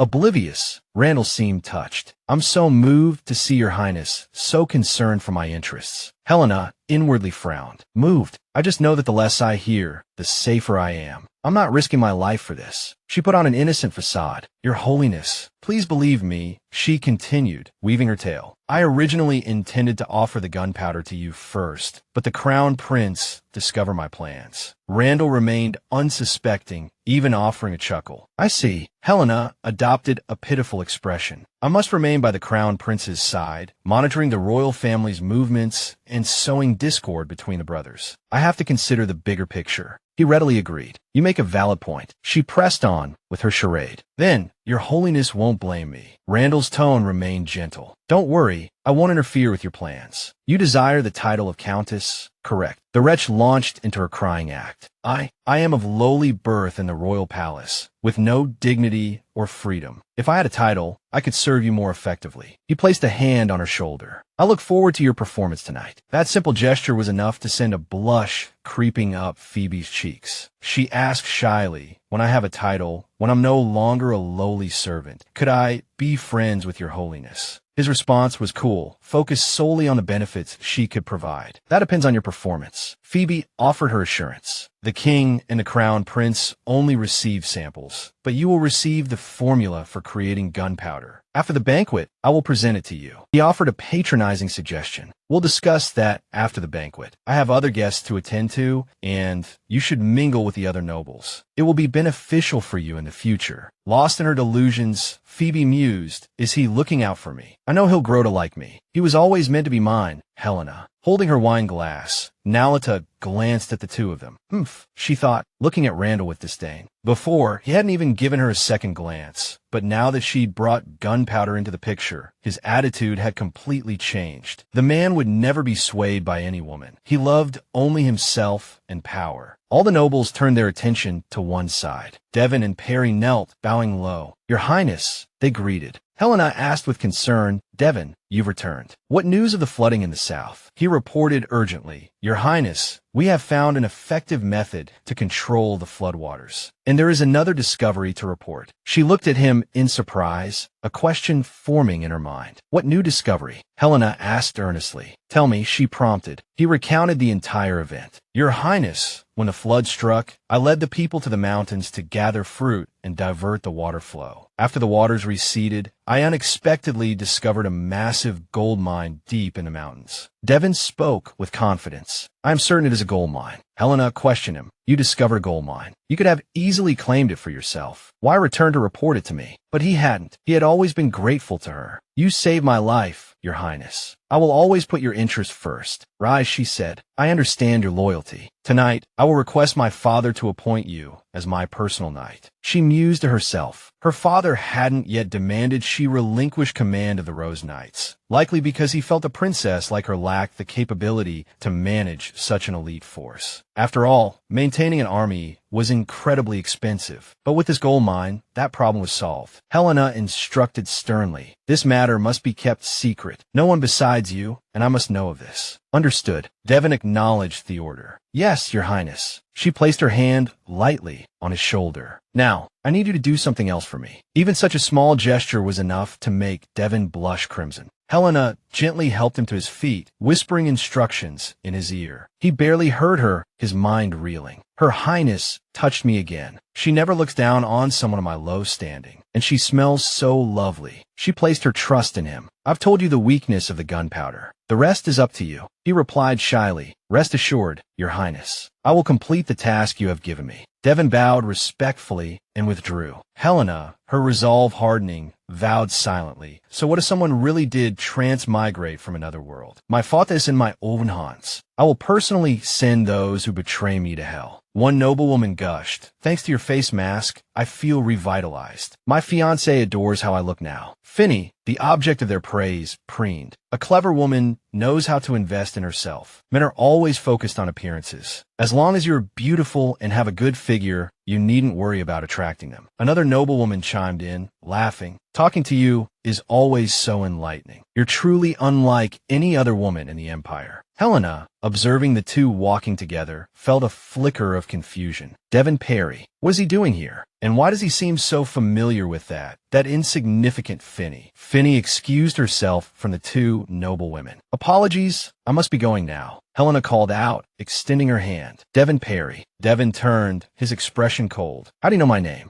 Helena spoke confidently, facing Davin. I not only know your name, but I also know that after tonight, you'll become my knight. She thought to herself, it seems today is truly a day of bountiful harvests. Not only will I secure the title of Countess, but I will also easily gain the personal knight from the original story. He turned his face away, denying her claim. Impossible. I am already Princess Helena's personal knight. I would never betray her. Finny panicked. What? How can you be her knight? Helena materialized seemingly out of thin air, a presence at Devin's back. He's my personal knight, she announced, a sharp edge to her voice. Surprised, her jaw tightened as a whirlwind of thoughts spun through her mind. How could this be? In the original story, she was supposed to be the Countess, the one who convinced the king to open the gates to the refugees, the one who saved a gravely ill Davin Perry and earned his unwavering loyalty. From that moment, she couldn't comprehend the reality unfolding before her. Why was everything so drastically different now? She watched Phoebe's undeniable confidence, a venomous thought taking root. You arrogant interloper, this is just the beginning. I will make you suffer. Meanwhile, Raymond was stirring up trouble in a corner near the castle. You wretch, he snarled, directing his vitriol at Capet, just as repulsive as your pathetic, widowed mother. With a shove, Raymond sent Capet sprawling to the ground. The surrounding nobles murmured amongst themselves. Look at the pitiful prince of the Lauren kingdom. What can you expect from someone abandoned by his own father as a hostage? They tolerated Raymond's behavior, their scorn reserved for Capet. Even his own brother despises him. His mother must have been truly insignificant. Capet gritted his teeth, enduring the humiliation and torment. Even his princely title offered no protection. Helena's mind raced, piecing together the narrative. Raymond ducked a BOI, the favored second prince of the Lauren kingdom, a niece's nemesis, her childhood tormentor. She recalled her actions in her past life. She and Honest had returned to the Lauren kingdom, systematically dismantling Raymond's power and reclaiming the throne. This life will be no different. Neo would have to defeat him too. Only then could everything change. Capet's pathetic, huddled form stirred something within her. Time for me to make my entrance, to soothe this wounded heart. Feigning concern, Helena approached. It's rather loud over here. What seems to be the problem? Raymond, moments ago, a raging bully, transformed with astonishing speed. Princess Helena, it's been too long. Do you remember me? She offered him with a dazzling smile. Of course, Prince Raymond. Duke Raymond, eager to ingratiate himself, continued. It's an honor that you remember my name after all these years, Princess. May I have this dance? Inwardly, Helena scoffed at his audacity. Before she could respond, a man stepped forward, intercepting the request. No, Raymond faltered at the sight of Randall. Your Holiness. Randall smoothly dismissed the lecherous prince. The princess and I have matters to discuss. Please excuse us. Raymond, cowed, offered a hasty retreat. Of course, I'll take my leave. Helena turned to Randall, her brow furrowed. What business do you have with me, Your Holiness? His response was brazen. Nothing in particular. I simply didn't appreciate you smiling at him. Her expression soured into disgust. Understanding dawned on Capet, and he started after Helena. Wait, Helena! Randall blocked his path, his gaze filled with contempt. You can't even protect yourself. What makes you think you're worthy of standing by her side? Capet finally understood. Randall was right. How could he protect her if he couldn't even control his own destiny? To stand beside her, to shield her from the storms, he needed to ascend to the highest position, to seize ultimate power. The nobles, oblivious to the brewing tension, cheerfully greeted the king. Hail, son of the empire.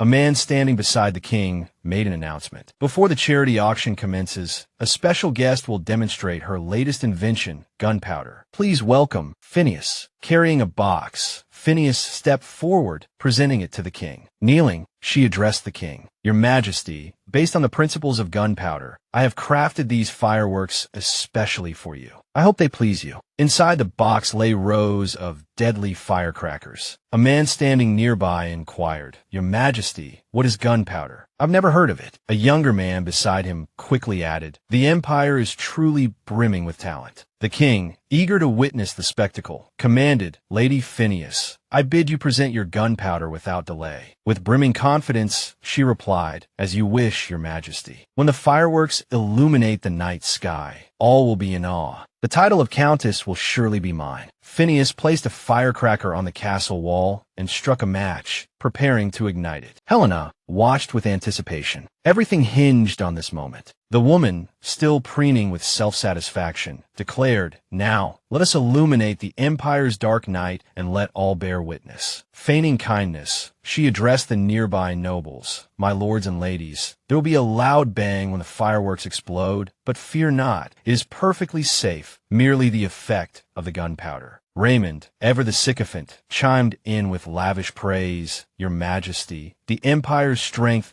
is evident even in the immeasurable talent of a mere handmaiden. This is surely a blessing from your benevolent rule, a boon to us all. He lauded Phineas's achievement. Father, Phineas's gunpowder is not merely for spectacle. It can be forged into weapons to defend our realm. He then made his request. I implore you, Father, after this demonstration, bestow upon her the title of Countess, so that she may use her talents in service of the Empire. Victor added his own voice. Indeed, such talent is worthy of ennoblement. Raymond, hearing his father's agreement, beamed. Thank you, Father. The nobles, gathered around, focused their expectant gazes upon the display, but as they saw only thick smoke billowing from the box, disappointment rippled through the crowd. Phineas, panicked and drenched in cold sweat, stammered, How could this be? Helena, however, felt a surge of satisfaction. The Empire's finest knight had not failed her. The noble women began to murmur amongst themselves. What could one expect from a lowly servant? His Majesty should never have given her this opportunity, only to be humiliated so. She even told us not to be afraid. Who would be afraid of Smoking Bucket? Another scoffed. His Majesty has been utterly disgraced before the foreign emissaries. The king roared in fury. Lady Phineas, this is your gunpowder. This is the extent of your ability. Raymond, standing beside her, grew anxious. Phineas, you said the fireworks would explode in the sky. Phineas, flustered, could only offer a weak excuse. I don't know. It was an accident. A voice cut through the tension, and a figure stepped forward. Your failure was no accident. Helena, with a proud and defiant air, approached. It was inevitable. Phineas rounded on her, her voice laced with anger. Your Highness, was this your doing? Helena ignored her, addressing the king directly. Father, while gunpowder possesses explosive power, as a weapon requiring preparation, is susceptible to both weather and sabotage, is not a reliable instrument of war. Her tone brooked no argument. The tides of battle shift in an instant. Even the smallest error can cost the lives of our soldiers, and even the fate of our nation. A nobleman voiced his agreement. Indeed. Raymond, who moments before had been singing Phineas's praises, swiftly changed his tune. As expected of the wise Princess Helena, Randall gazed at her with adoration. She was truly worthy of his affections. With mere words, she had effortlessly dismantled the servant's meticulously prepared presentation. How had she managed it? King Victor, his anger still simmering, barked, Guards, take this servant away and punish her. Phineas wept and pleaded, Your Majesty, please have mercy. Raymond interceded on her behalf. Father, I have witnessed the power of gunpowder with my own eyes. This was truly an accident. Please give Phineas another chance. Helena stepped forward, her voice sharp with reprimand. You ungrateful wretch. Because of your infatuation with this servant, you would disregard the safety of the Empire and our father's honor. He had the audacity to turn the accusation back on her. Sister, why do you always target Phineas? Helena's words cut like a blade. This servant, driven by greed and ambition,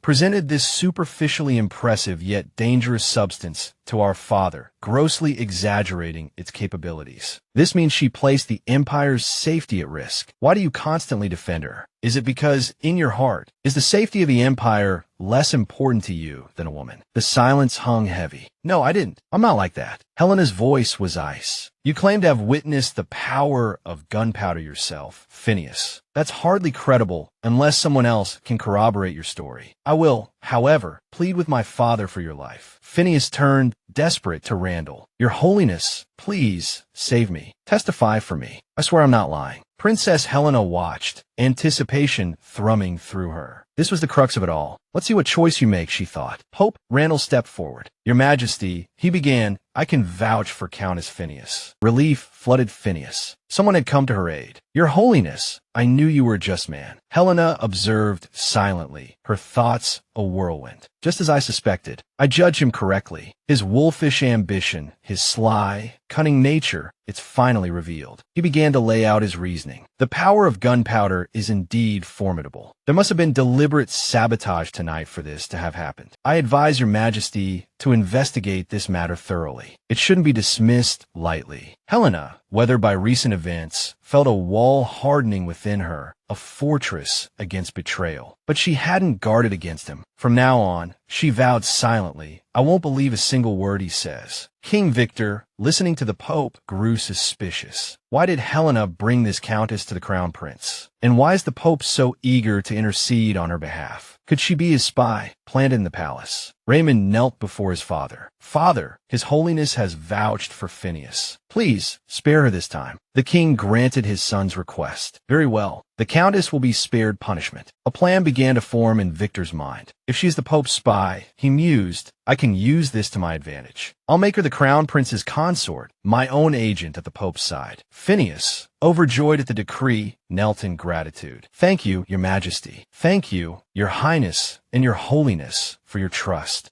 She breathed a sigh of relief, believing herself safe. What a turn of events. Randall defending me publicly, it proves he truly considers me one of his own. Helena's thoughts were dark. What a performance. I should have seen through Randall's facade long ago. I need to distance myself from my blind, heartless brother. She turned and walked away, seeking solitude. Reaching a table, she poured herself a glass of wine. The bitterness welled up inside her, and she sought solace in the drink. Damn them all. A pack of bastards. Pope Randall approached from behind and took the glass from her hand. Drowning your sorrows in wine won't help, princess. Why not share a drink with me instead? Helena, half drunk, lashed out. Your Holiness, you're not welcome here. Leave. Randall, sensing her distress, spoke gently. Princess, you misunderstand me. Someone did want Phineas to fail tonight, but it wasn't you. It was those boys. Helena pressed a hand to her head, trying to clear the fog of alcohol and anger, wary of falling prey to honeyed words. I don't want to hear it. I won't believe a word you say. Seeing her continued distrust, Randall revealed the true machinations at play. The kingdom of Lakram and other nations have long coveted the empire. They came here tonight, hoping to see us humiliated. Helena's brow furrowed. So you're saying you protected her publicly for the sake of appearances? Randall replied, yes, but not for the sake of the royal family, but for the sake of the kingdom's people. Even if what you say is true, Helena retorted, her voice raw with emotion, I don't want to hear it. He spoke softly. What must I do to earn your forgiveness? Helena pulled away. I won't forgive you. Not now, not ever. No matter what you say or do. I don't believe a word of it. Suddenly, and quite unexpectedly, Pope Randall kissed her, leaving Helena startled and flushed. She blushed crimson, reminding him, Your Holiness, please conduct yourself appropriately, especially in front of so many people. He touched his lips lightly, murmuring, Your Highness, it was merely an accident. At his words, she turned to leave, but Pope Randall stopped her. Wait. He placed a small slip of paper with a few lines written on it into Helena's hand. Your Highness, please accept this. Pope Randall revealed its contents. This is the formula for Phineas's gunpowder. Hoping to dispel any unnecessary misunderstanding and reassure her, he continued, Your Highness, the reason I defended her in front of everyone was to obtain this. I thought you might appreciate it. Helena, suspicious, questioned him. Your Holiness, are you certain this formula is genuine? If it's fake, conducting experiments with it could result in significant casualties. Feeling his sincerity unappreciated, Pope Randall snatched the paper back in annoyance. Your Highness, are you suggesting I intend to harm you? If that's the case, I absolutely cannot allow you to be involved. It's best that I keep this formula. She leaned forward, trying to reach for the paper. Wait. Helena, caught off guard, stumbled forward into his arms. Pope Randall quickly grasped her wrists. An undeniable tension filled the air between them, as if illuminated by a sudden spark. Softly, she said, Please release me. We're in public. Helena's mind raced. She wanted to test his loyalty. Whether the formula was real or fake, she had to experiment with it herself to know if he was telling the truth. It wasn't time to break with him completely. He leaned closer, his voice a captivating murmur. Then, Your Highness, will you forgive me? Her heart pounded in her chest, threatening to explode from his sudden nearness. I forgive you. I forgive you. Pope Randall released his grip and returned the slip of paper to Helena, his voice gentle, like honeyed words poured into her ear. As long as Your Highness is happy, I am willing to do anything for you. She took the paper, struggling to reclaim her wavering composure. You play the part of the devoted admirer so well, but don't think you can fool me. I won't fall into your honey trap so easily. Having obtained what she needed, Helena turned slightly and began to walk away.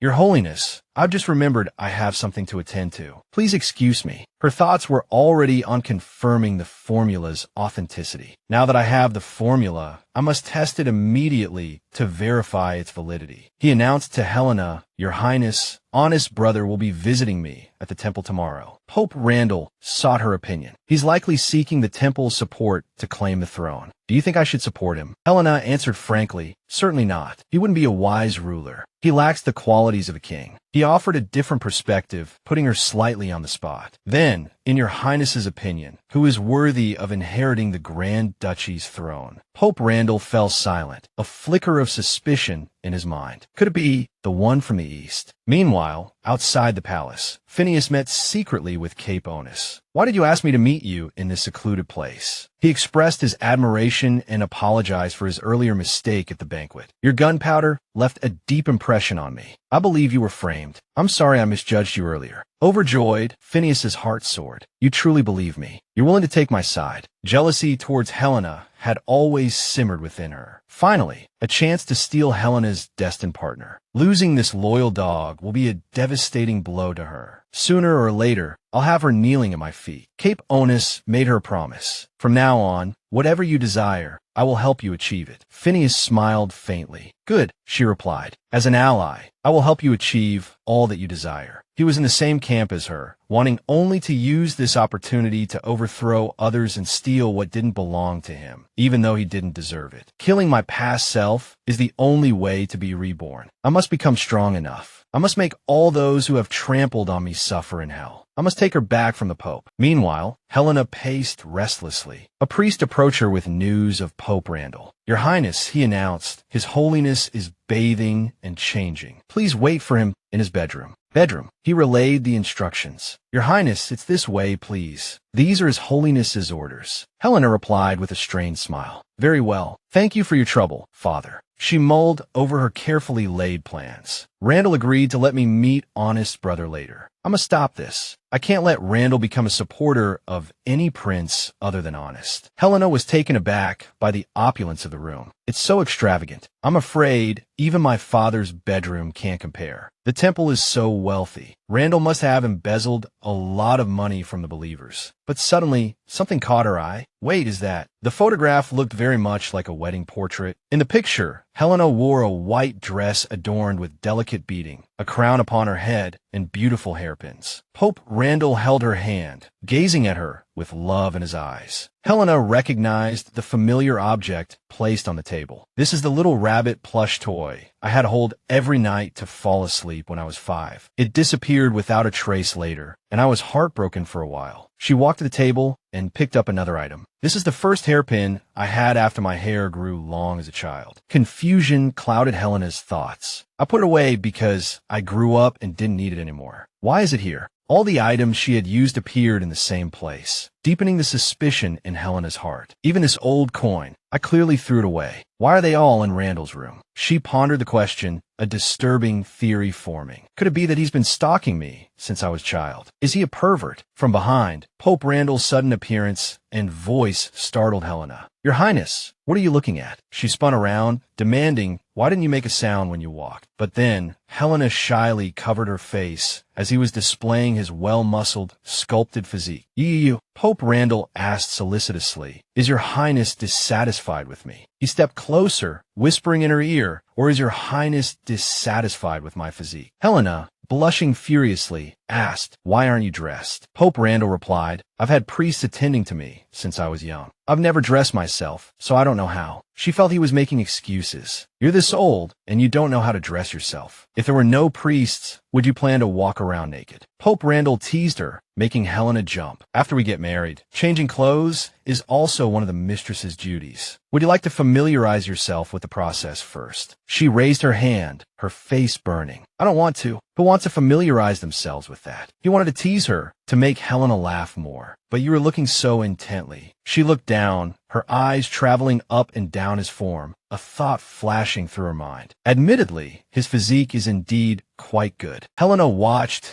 as the priest dressed Pope Randall, suspicion hardening into certainty. He must have done this on purpose. He enjoys seeing me flustered. She cut to the chase. I'm asking you, why are there so many of my childhood belongings here? You deliberately put them out for me to see, didn't you? He answered calmly. You're only half right. I did deliberately put them out for you to see, but they are not trophies. They are my collection. Helena was stunned by this answer. Pope Randall's voice dripped with sincerity. These are tokens of my affection for you, princess, gathered since your childhood. I have always admired you, always held you in my heart. Helena offered a thin smile. How very amusing, your holiness. Inwardly, however, her thoughts were sharp. This is just an excuse to justify his surveillance of me and his lust for the throne. I don't believe a word of it. He smiled tenderly. Does her highness doubt my sincerity? It seems I must offer further proof. Helena challenged him, her suspicion clear. And how do you propose to do that? I'm eager to see what tricks you have up your sleeve. Pope Randall extended his hand. Give me your hand, princess. He placed an object in her palm. This is the medallion of the future high priestess. With this, you will have free access to my temple. Helena examined the medallion, her mind racing. Free access to his temple. That means I could move freely within the sanctum. The prospect was appealing. Why is he being so generous? What's his game? Pope Randall leaned closer, his voice a low murmur. What's this? You don't trust me. He attempted to close the distance between them. If her highness has no need for it, then return it to me. Helena snatched the medallion back. Who said I don't need it? I do. I'll take what I can get. Who knows? She mused. This might prove useful later. Pope Randall pressed his advantage. I have given her highness the symbol of the high priestess. Does her highness have nothing to offer in return? Helena gestured dismissively. Don't I already have plenty of your things here? Consider that payment for your free access to my palace. Satisfied, he chuckled, a glint of amusement in his eyes. If her highness invites me, I shall certainly endeavor to keep her company in the temple. Helena's expression tightened. That could be easily misconstrued. That wasn't my intention. At that moment, a priest approached. Your Holiness, Prince Cabot of the Kingdom of Lacrum, requests an audience. Pope Randall, his words still laced with double meaning, addressed Helena. Then, my future high priestess, shall we receive our guest together? The two of them proceeded to the reception area. Your Holiness, a voice called out. You may rise, the Pope replied. Helena watched Randall closely, her mind churning. He knows exactly what I mean, yet he's practically giving me the opportunity to undermine him from within. What is he planning? I've heard that the King of Lacrum has been gravely ill. Has his health improved? Randall inquired. Raymond, the prince, responded, Thank you for your concern, your holiness. He offered a gift with a bright smile. My father remains in critical condition. He often asks about you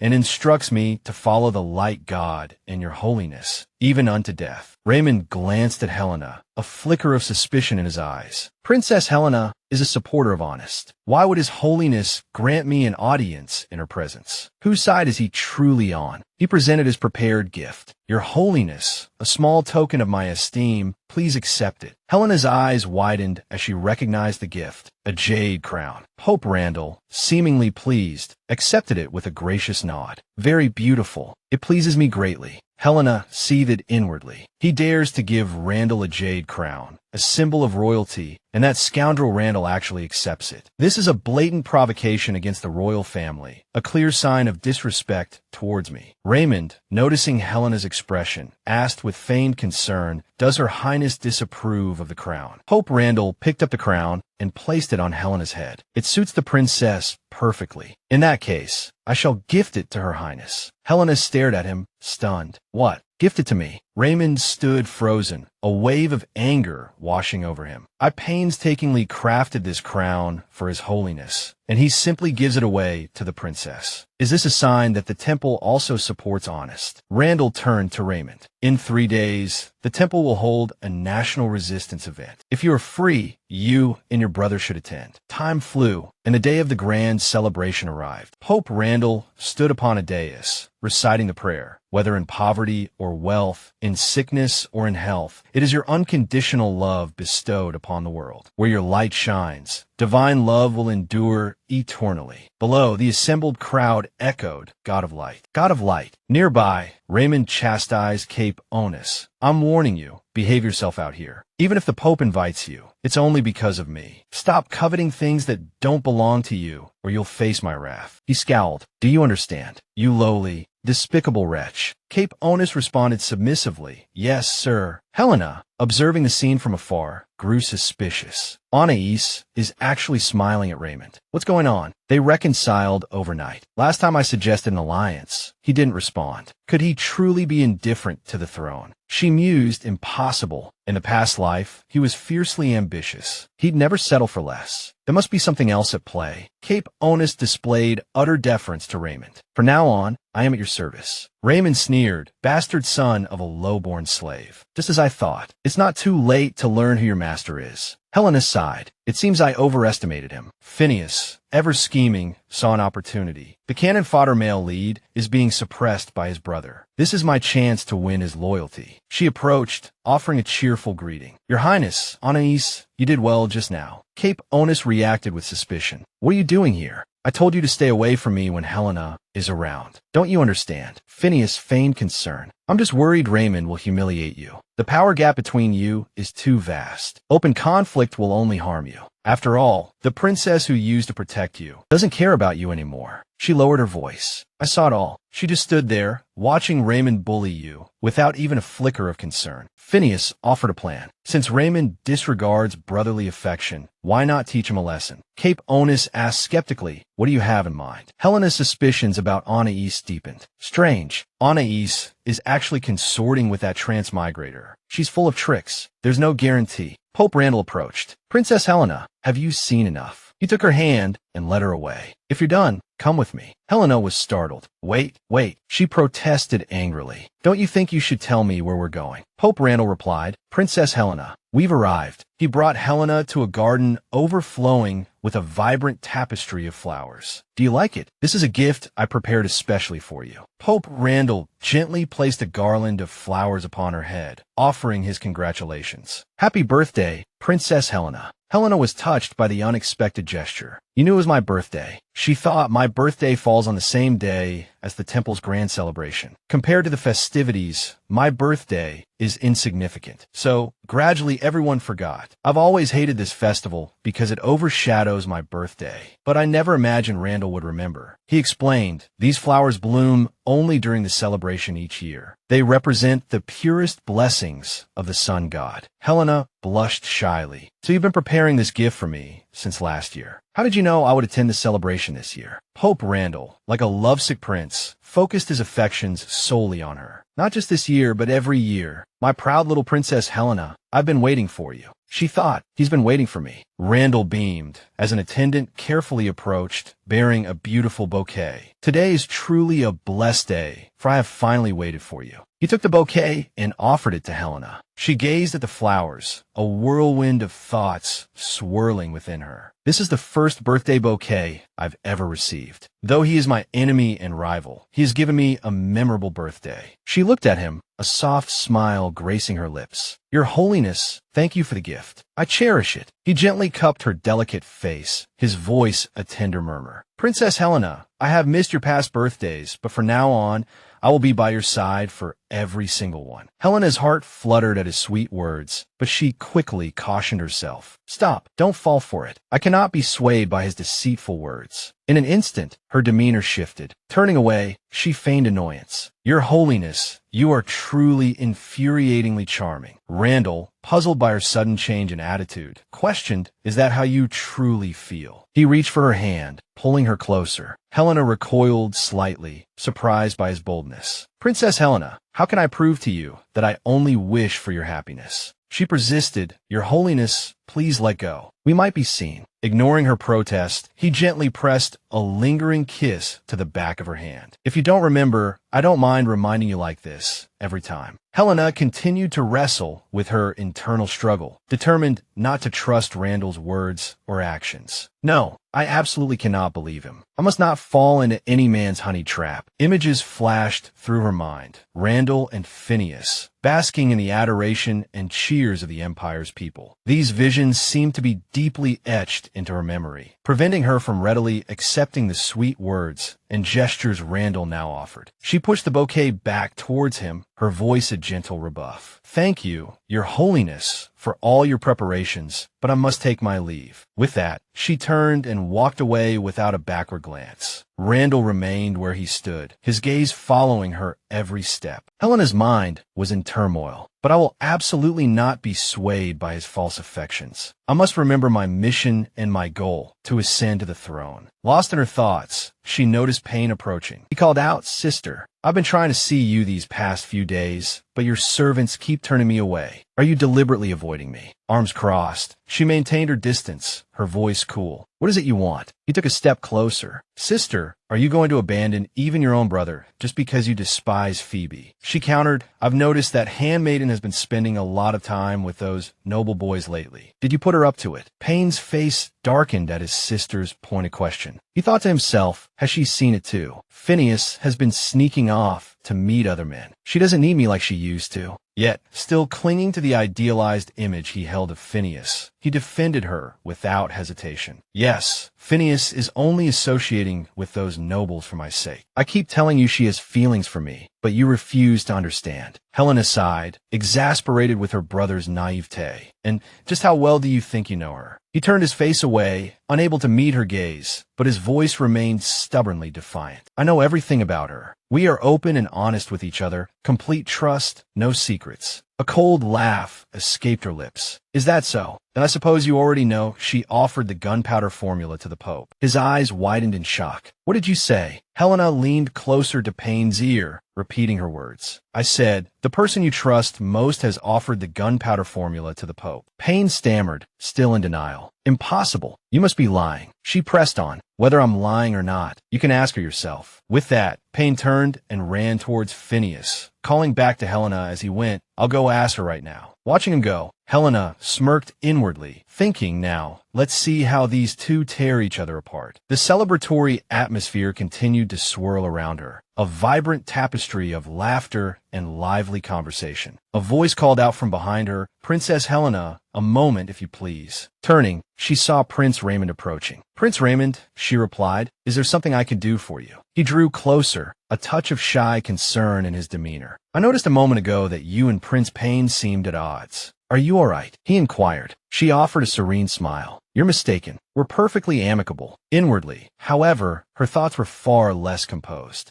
It's Payne who's upset, not me. Watching him be used as a pawn by that transmigrator is rather amusing. A priest's voice cut through the convivial chatter. "Next, the faithful shall offer their dances to the divine." Around them, couples began to sway to the lilting music. Raymond extended a courteous invitation. "Princess Helena, may I have the honor of this dance?" She accepted gracefully. "Certainly." He took her hand, leading her onto the dance floor. Helena's acceptance wasn't merely polite. She had an ulterior motive. A flicker of triumph danced in her eyes. This is the perfect opportunity to probe him. I wonder how Anis's mother is faring. They moved together, swept along by the rhythm and the surrounding revelry. Raymond spoke first, his voice tinged with awe. "To dance with you, Princess Helena, it's a dream come true." Helena, ever direct, steered the conversation towards her purpose. "If I'm not mistaken, this is your first diplomatic visit to the Empire since coming of age, isn't it?" He looked at her, surprised. "You know so much about me, Princess. It's quite remarkable." She continued smoothly, "You misunderstand. I'm aware of the goings-on within the Kingdom of Lorraine, both great and small." Raymond, picking up on her implication, decided on candor. "Since you're so well informed, Princess, I'll be frank. I've come here seeking your support. My father is advancing in years and will soon name his heir. I intend to secure that position for myself." Helena's voice was a subtle challenge. "Your younger brother, Anis, was raised in the Empire. Naturally, I have a closer relationship with him. Why should I abandon him to support you?" His brow furrowed slightly. "Because of my father's favor, because of my influence within the Kingdom of Lorraine, and most importantly, he met her gaze directly, because I know you, Princess Helena, to be intelligent and discerning. My mother is the queen, while Anis's mother is nothing more than a lonely mistress. If you haven't chosen me yet, it's only because you don't truly know me. But I have the patience and the sincerity to change your mind. After all, Anis is incompetent. He has no foundation in Lorraine. Even if you wish to help him, you'd be powerless to do so. As Raymond finished speaking, the music drew to a close, and the dancers began to disperse, returning to their interrupted conversations. Helena, picking up their previous thread, continued, I've heard that Anis's mother is gravely ill. You know the Empire isn't heartless. If he wishes to attend her funeral, I'll petition my father to allow him to return. But if you'd prefer he didn't return to contest your claim, it would be best if the poor woman were to rest peacefully. Raymond, misinterpreting her meaning entirely, blushed. Princess, are you concerned for me? He thought to himself, I was wrong before. The heavens are truly on my side. Phineas, who had observed the entire exchange between Helena and Raymond, muttered under his breath, and you dare to say the princess cares for you.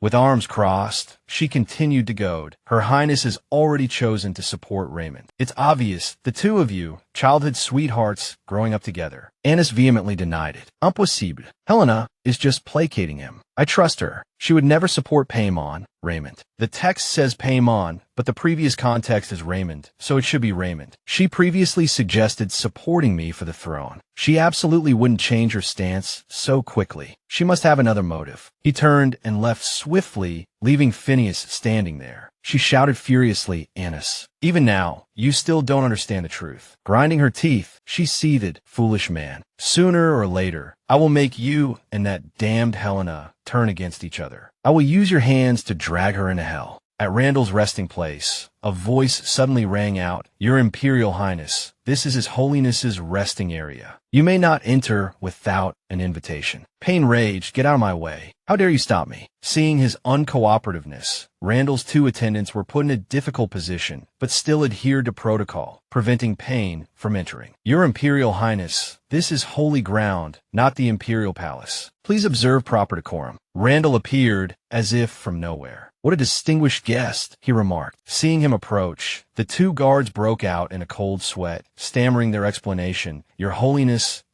we already tried to stop him. He waved his hand dismissively. You are dismissed. Seeing that Randall wasn't blaming them, the two hurriedly bowed and took their leave. Yes, Your Holiness. Randall approached Payne and asked, Your Imperial Highness, what business do you have with me? Payne, fuming, demanded with a furrowed brow, Your Holiness, I don't care how you obtained the gunpowder formula from Phineas, but return it to me. It is the property of the royal family. I thought it would take you a few more days to learn of this, Randall continued. It seems Helena, the original text says Highland, but based on the context, it should be Helena, still favors you. Payne retorted, She may have been on my side before, but ever since she formed an alliance with you, she's no longer the same. Randall's expression darkened. With arms crossed and brow furrowed, he said, I've always heard that Your Imperial Highness is ungrateful. It seems the rumors are true. Payne's face turned black with rage. Your Holiness, don't think you can lecture others just because you are the Pope. Randall continued, Am I wrong? Over a lowly servant girl, you repeatedly disappoint your princess, who is wholeheartedly devoted to you. Struck by the truth, Payne's gaze darted away as he stammered defensively. That was just a misunderstanding. It's my sister who doesn't understand Finney. Randall walked past Payne. Even now, you show no remorse and remain stubbornly blind. I truly pity Her Highness. Watching his retreating figure, Payne called out urgently, Wait, don't change the subject. Today, no matter what, I must have the gunpowder formula back. He waved his hand dismissively. I have already permitted that servant girl to give the royal family a copy of the gunpowder formula. Hearing an answer that wasn't what he wanted,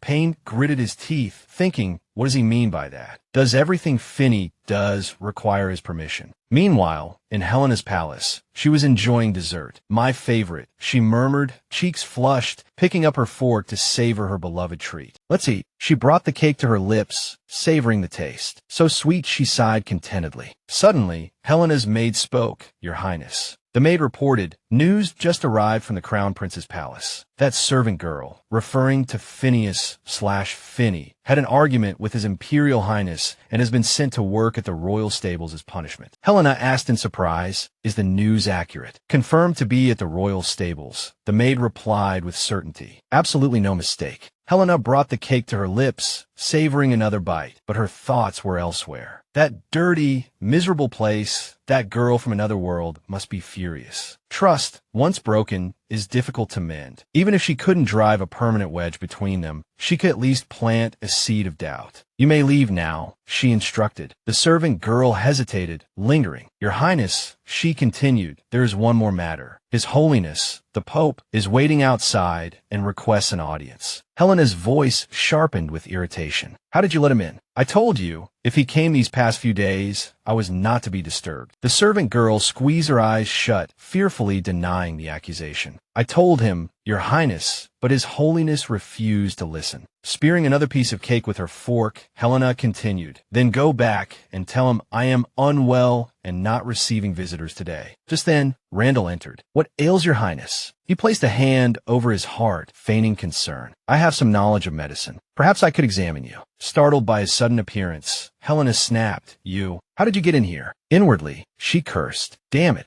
How much had he heard? Randall approached her. We agreed previously, he reminded her, that we could freely enter each other's palaces. Helena's face fell. Damn, how could I have forgotten that? Quickly composing herself, she asked, What business does His Holiness have with me? Randall drew closer. There's no rush, he said. Your Highness's health is paramount. Allow me to examine you first. Helena quickly declined. There's no need. I'm feeling much better now. He responded cheerfully. I was just on my way to the royal stables to select a horse for Prince Raymond as a farewell gift. If your Highness is well enough, I would be delighted if you would join me. Helena thought, so, he's chosen Raymond's side. But if he was against her, why wouldn't he try to hide it? Then it struck her. Wait, the stables. Isn't Phineas there? He's not choosing a farewell gift. He's going to pardon that servant girl. Rising gracefully to her feet, she replied with equal composure, Very well, I accept your invitation. A glint of steel flashed in her eyes. I won't let him ruin my plans. The air between them crackled with tension. The royal stables are as beautiful as ever, Helena observed. Not even the gardens of the temple can compare, Randall replied. Your Holiness is too modest, Helena demurred. Noticing something at her feet, Randall called out, Your Highness, watch out. But he was too late. Helena had stepped into a sticky, oily patch of dung. A servant girl rushed over, frantic. Forgive me, Your Highness. Forgive me, Your Holiness. A wild horse escaped the stables a moment ago. We haven't had a chance to clean it up yet. Helena spoke sharply. Get up, clean this mess immediately, and bring me a new pair of shoes. The servant girl stammered, terrified, Yes, Your Highness. They say the princess has a fiery temper, and she's quick to kill. I am doomed. Helena cried out in disgust. Oh heavens, this is dreadful. She gingerly lifted her foot, holding her skirts away from the mess, the movement causing her to stumble slightly. Randall gently caught her in his arms. Careful now. Are you all right? He asked solicitously. Thank you, Your Holiness, Helena replied, embarrassed. Surely Your Highness doesn't intend to stand here in those soiled shoes until the servant returns, Randall remarked. Helena stammered, flustered. What else can I do? Walk barefoot. That would be improper. Randall smiled. I have a better idea. And with that, he swept her up into his arms in a classic princess carry. The sudden, intimate gesture startled her. What are you doing? He smiled gently. It's rather messy here. It would be quicker if I carried Your Highness to change your shoes. Helena blushed. I'm heavy. I wouldn't want to trouble you. He chuckled, leaning closer.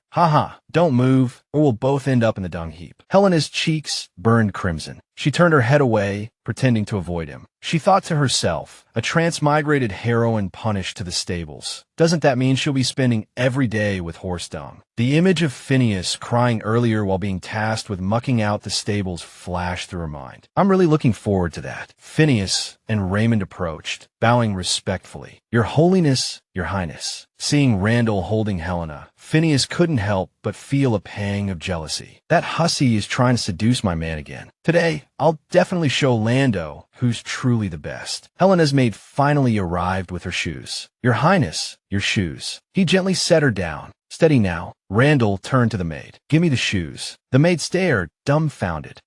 Randall knelt on one knee. Please, Your Highness, you may change your shoes now. Witnessing this unexpected gesture, Helena thought, he's condescending to personally change my shoes. Lando, I really can't understand him anymore. She asked, how is it that Prince Raymond is with this servant girl? Raymond, leading a horse, stepped forward. Doesn't your highness know? Just now, an untamed wild horse bolted from the stables. Fortunately, this new servant girl subdued it, preventing any injuries. Helena countered, you know how to tame horses. Raymond gently stroked the horse walking beside him. This skill will surely be of great benefit to the Empire's army in the future. Phineas spoke up. It's Finney's honor to contribute to the Empire. But her inner thoughts were quite different.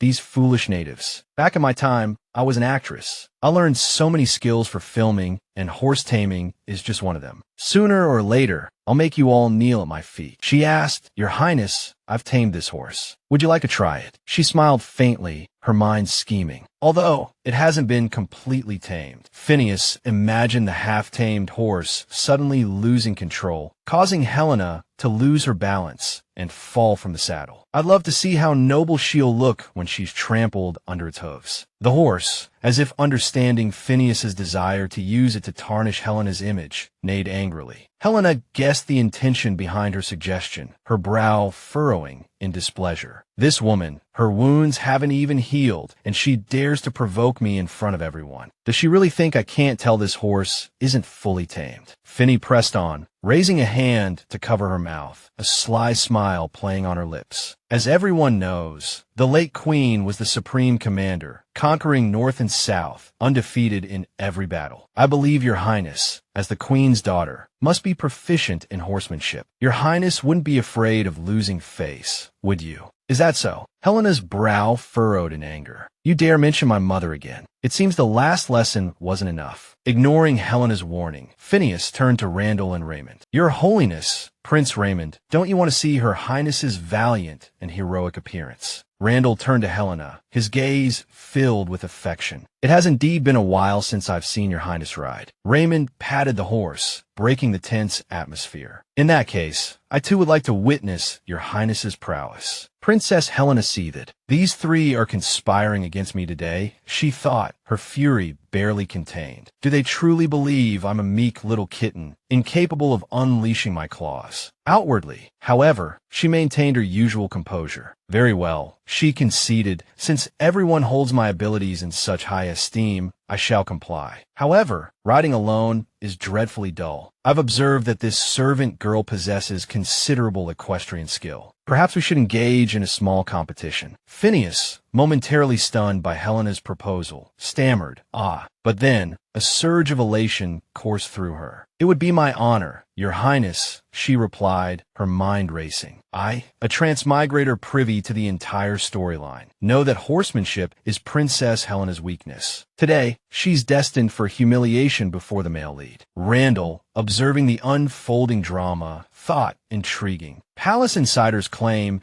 she's been diligently practicing her riding in preparation to command the Rose Legion. It seems someone is in for a rude awakening. Raymond, standing awkwardly between the two girls, felt the tension thicken the air around him. Anxious to diffuse the situation, he quickly interjected, let's make it a friendly match. If Phineas loses, I implore Your Highness to show leniency. Helena's mind drifted back to her previous life. She recalled how Raymond, upon learning of the transmigrator and the Pope's connection, had ingratiated himself with them. He had schemed and manipulated his way to the throne, only to have it ultimately usurped by Honest. Even as she burned, reduced to ashes on the brink of death, Honest had never appeared. The horrific image of the inferno still haunted her, sending shivers down her spine. The day she died, the temple had attacked the royal family, plunging the empire into chaos. A frown etched itself onto her face. Those who seek my demise, she vowed silently, will pay tenfold. Noticing her expression and sudden stillness, Randall asked again, surprised, what was that? Irritated, she ignored him, turning sharply away with a dismissive humph. Her inexplicable behavior only piqued his curiosity further. With her arms crossed, Helena finally spoke. We should wager on something more stimulating. What does Your Highness suggest? Phineas eagerly inquired. Helena continued, a glint in her eye, mounted archery. Prince Raymond will stand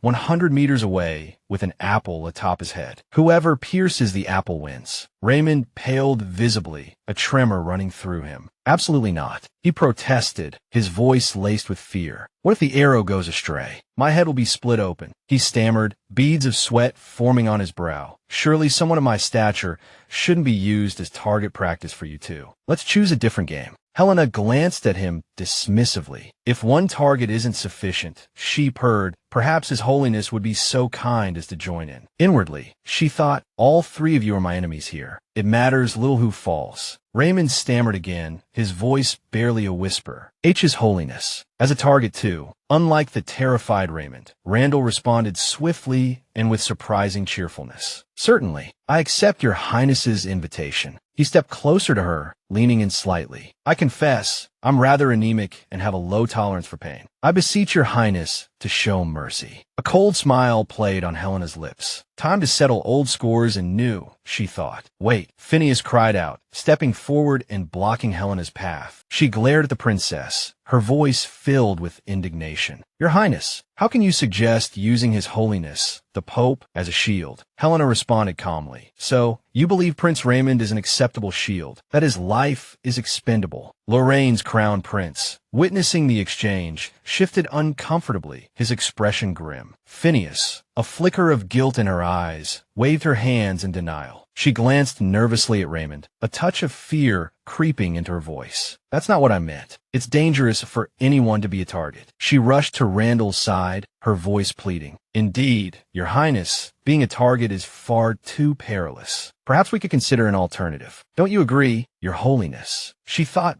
desperately. If the Pope objects, I won't have to risk my life with this madwoman. Otherwise, I might never return. But Raymond hadn't expected Randall, His Holiness, to calmly agree without a flicker of fear. I see no danger, Randall said, for I have faith in Princess Helena's archery skills. Besides, how could I refuse the princess her amusement? I am, of course, willing to see this through. Pleased by Randall's acquiescence, Helena replied, with such trust placed in me, Your Holiness, I shall certainly endeavor not to disappoint. But inwardly, she mused, Randall is letting me run wild. I'm a member of the royal family. Isn't he afraid I'll shoot him? Not dead. Prince Raymond's blood ran cold at her seemingly innocuous words. Sweat beaded on his brow as he thought, endeavor not to disappoint. Doesn't that imply the possibility of disappointment? Oh, great sun god, protect me. I don't want to die so young. Randall and the Prince of Lorraine now stood at the targets, each with an apple perched atop his head. Randall appeared utterly fearless, even expectant, perhaps eager. In stark contrast, the prince beside him trembled, consumed by terror. He could barely stand. Helena and Phineas were ready, each mounted on a warhorse. Phineas, brimming with confidence, taunted, Your Highness, if I win, you won't fly into a rage and use your authority to punish me, will you? Undaunted, Helena responded with a steely voice, Do you think you have a chance of winning? Phineas pressed on, Your Highness, while your status is lofty, you are not omnipotent. I'm merely trying to help you save face, lest you be thrown from your horse. Inwardly, she sneered, You dare play mind games with me. We'll see who wins. Helena, astride her warhorse, projected an image of both regal power and subtle grace. A cunning glint flickered in Phineas's eyes. With a furrowed brow, she gloated silently. She doesn't know this horse isn't fully broken. I absolutely cannot let her win. Just wait until you fall, princess. Live or die, it's your fate. She was already savoring the image of Helena's humiliating fall. Before either girl could make a move, Prince Raymond, utterly terrified, let out a blood-curdling scream.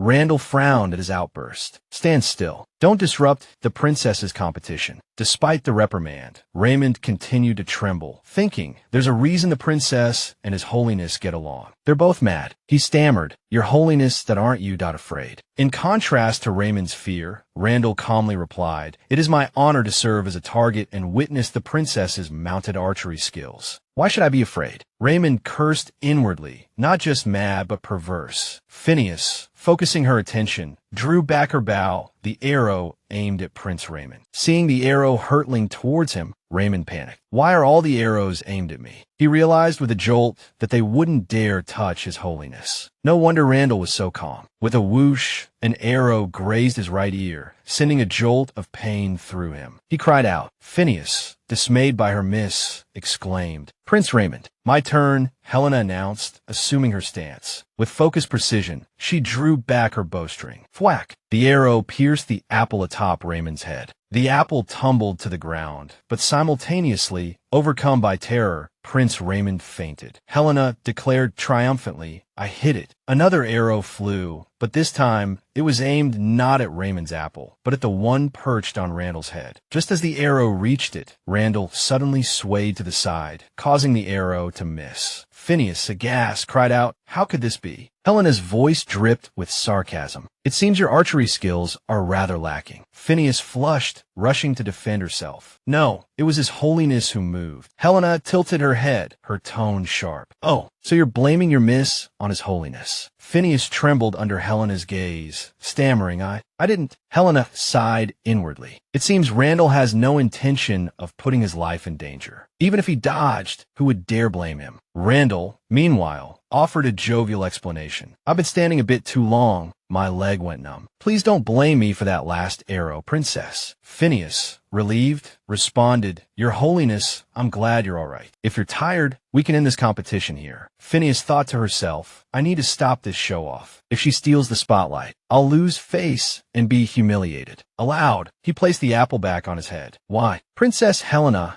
hasn't shot yet. Even if I'm a bit tired, it doesn't matter. As long as the princess is happy." Helena's arrow flew, but its trajectory seemed unusual. Phineas, seeing where Helena aimed, broke out in a cold sweat. But Princess, that arrow is aimed at your heart." Helena's voice was calm. "Your Holiness, I'm not very skilled at mounted archery. If you're afraid, you can still back out now." She thought to herself, with Randall's skills, he'll definitely dodge. How boring. He's always the same. Randall, however, showed no fear. He smiled confidently. "You overestimate my fear, Princess. I noticed your horse seems to have some issues. It might affect your performance. Shall I have a change for you?" Phineas was startled. He noticed the horse was acting up. He thought, "Thank you for your concern, Your Holiness, but please remain still. This time, I'm going to shoot for real. If, because of the horse, I accidentally kill this bastard, I can blame it on the woman who trained it. Two birds with one stone. If the Empire is rid of these two menaces, it will enjoy lasting peace, and I won't have to repeat the mistakes of my past life." "Princess, stop!" Phineas shouted, but it was too late. Helena had released the arrow.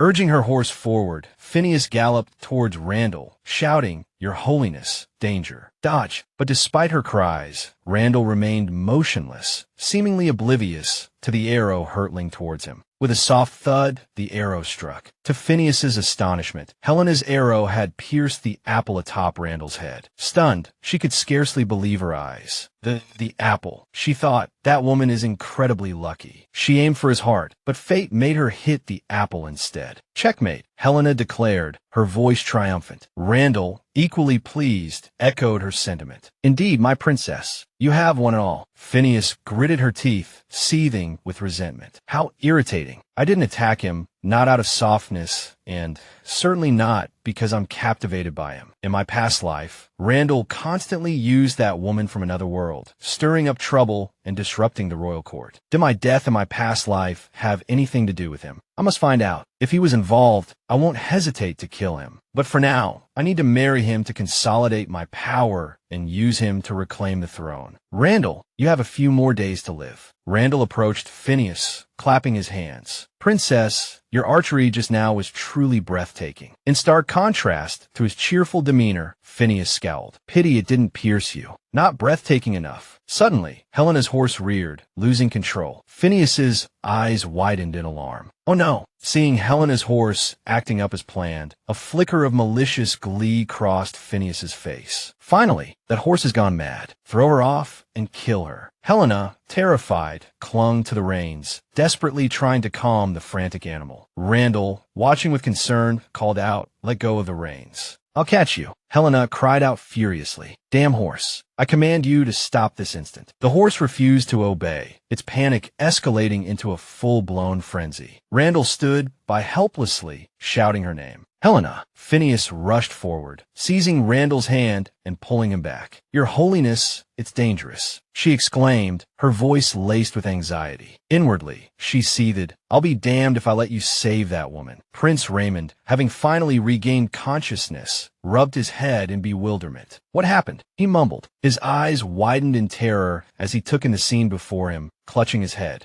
Why is Princess Helena bouncing around on that horse like a... He trailed off, unable to find a suitable comparison for the chaotic display. Phineas offered a soothing explanation. Your Highness, you're awake. The princess's horse, well, it hasn't been fully broken in yet, and it seems to have lost its senses. She stepped closer to Randall and Raymond, feigning concern. What should we do? She asked, her outward worry a stark contrast to the triumphant glee churning within her. Excellent, she thought. If she falls and breaks her neck, Honest will lose a powerful ally. Meanwhile, Helena continued to wrestle with the runaway horse. Easy, easy now, she muttered through gritted teeth. I've been practicing my riding relentlessly. I've handled wilder beasts than you. You're just a common horse, for heaven's sake. She drew an arrow, deciding on a different tactic. I'll count to 3, she threatened, her voice dangerously low. If you don't calm down, your only fate will be death. 3, 2, 1. As the final word left her lips, the horse, as if comprehending the gravity of her threat, miraculously stilled. It cast an incredulous look at her. Only when the animal ceased its frantic bucking did Helena finally release the breath she'd been holding, her heart still pounding against her ribs. Letting out a sigh, she patted the horse gently.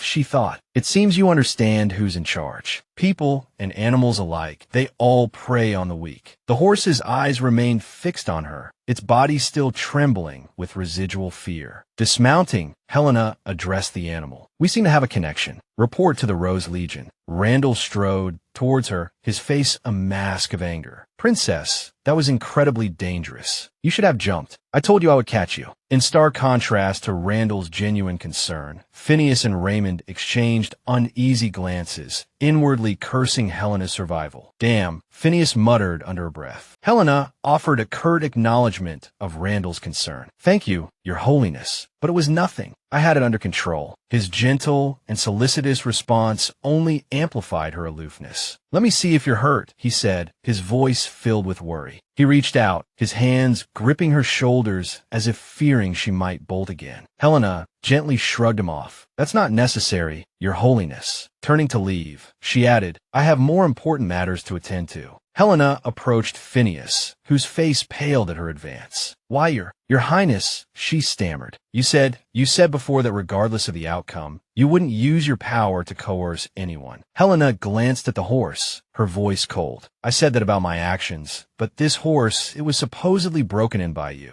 Everyone saw that it was clearly not fully trained. Its outburst is your fault. Tell me, how should I punish you? Panic rising, Phineas desperately tried to deflect the blame. His Highness Raymond can testify for me. I truly did break in this horse. This incident has nothing to do with me. The princess is deliberately targeting me. Raymond's jaw dropped, stunned that she would drag him into her predicament. Helena's voice dripped with disdain. Do you really think I'm a fool? However, it doesn't matter. I'm sparing your life because I have a task for you. It concerns your father's birthday and the temple's anniversary. Rest assured, Your Highness, Phineas replied quickly. The Crown Prince has made meticulous preparations. He asked me to relay a message to you. I am no longer the child who must rely on his elder sister. Even without you, I can handle everything. As Helena walked away, Phineas seethed. I'd like to tear that hateful face to shreds. Helena turned and walked away, but not without a parting shot. Is that so? Then I shall wait and see. But I truly pity you, Phineas. You scheme and plot for my brother, Prince Raymond, yet he treats you like a mere servant, even sending you to work in these stables. Why not find a way to escape this stench and then plot my demise? She ground her teeth in frustration. Just a bunch of soulless, fabricated paper dolls, thinking they can manipulate me. I am flesh and blood, with the omniscient perspective. I'm not like you hollow characters. Sooner or later, I will rule this world. The reins had been gripped so tightly that Helena's hands were raw and marked, and a handmaiden was carefully tending to the wounds. The handmaiden looked at Princess Helena's hands with concern. Your Highness, your skin is badly scraped. If it hurts too much, it's all right to cry out. Helena, clenching her jaw against the pain, replied, It's fine. Continue. Davin entered from the doorway, bowing respectfully. Greetings, Your Highness. Seeing him, she immediately asked, Davin, why have you returned? How goes the gold mine? He answered dejectedly, Your Highness, the mining is not going well. We've encountered a problem. We discovered a monster unlike any we've seen before, deep within a mine. The Rose Legion has suffered heavy losses. We dare not act rashly, so we returned immediately to seek your guidance. Helena asked curiously, a monster. Davin continued, it sings, Your Highness. It uses its song to hypnotize and control the minds of men. It was its song that caused the Rose Warriors to turn on each other. Your Highness, should we continue the mining operation? Please instruct us. Helena thought, this gold mine is my ace. I cannot abandon it so easily. I must go there myself and see what kind of monster this is. Davin, worried, tried to dissuade her. It's truly dangerous in there, Your Highness. You shouldn't go in. Ignoring his pleas, Helena remained determined to investigate. This gold mine is crucial to the Rose Army's funding. I must secure it. Retreating in the face of adversity is not my style. She turned and commanded warriors of the Rose Legion, follow me into the cave. They formed ranks and responded in unison, yes. Davin, still concerned for her safety, warned, Your Highness, be careful. Just ahead is the monster's lair. Helena thought, I've come this far. No matter how dangerous it is, I cannot return empty-handed. A sudden gust of wind startled everyone. Davin stepped forward to protect Helena. Your Highness, the demon is coming. Get behind me. Helena, still reeling from the sudden wind, covered her face with her hands, biting her lip, looking distinctly uncomfortable. She thought, what kind of monster is this? The shadow of a strange creature appeared. It was humanoid in shape, but with wings. It perched above the cave, observing Helena and her company. Helena shouted, everyone be on your guard. Prepare for battle. The soldiers began to feel dizzy and disoriented from the strange creature's song. No, the monster is singing again. They began to lose control, their surroundings blurring, some turning to attack each other. Seeing this, Davin cried out in alarm. Are you mad? He shouted, Your Highness, the monster's song bewitches the mind. Run. I will protect you. Chaos erupted, but one thing suddenly struck Helena. What's going on? Why am I not affected by the song? The men, still under the monster's influence, continued to attack each other. Helena roared, Stop. Stop this instant. I command you to stop. Before her, one of the entranced men raised his sword to strike down his comrade. Terror seized Helena. Davin, struggling against the enchantment, fought to maintain a shred of consciousness, his body trembling violently as he shielded her. Your Highness, he stammered, it's no use. They can't hear you. Hearing Davin's words, Helena gripped his arm, her own fear mirroring his. She turned to him, her voice filled with concern. Davin, are you all right? Davin writhed in agony, his body convulsing. Your Highness, he choked out, you must go. If you stay, I won't be able to protect you. Helena clutched her torch tighter, a steely resolve hardening her gaze. I won't leave you, she declared. I will get you out of here. The mesmerizing song continued to echo through the cavern, yet Helena remained unaffected. Fear and flight were pointless, she realized. Only by pressing forward could she hope to turn the tide. Death had taught her that much. Moving towards the source of the song, she saw him, a winged figure, his melody weaving its spell. He appeared to be a young man, strikingly handsome, his silver hair and white wings giving him an almost divine aura. Helena stared, a flicker of recognition in her eyes. A man, a bird. This was a monster who killed with a song. Yet he was but a beautiful youth. Stop, she cried. Stop singing. Who are you? The song continued to flow, unwavering, from his lips. He looked down at her, small and vulnerable below, as she raised her hands to shield her face. Davin, ever vigilant, had already positioned himself in front of Helena, ready to defend her. Your Highness, he said, if I'm not mistaken, this is the legendary bird of paradise. Before Davin could finish, the figure swooped down, diving towards them. Davin raised his sword, bracing for the attack. Your Highness, look out.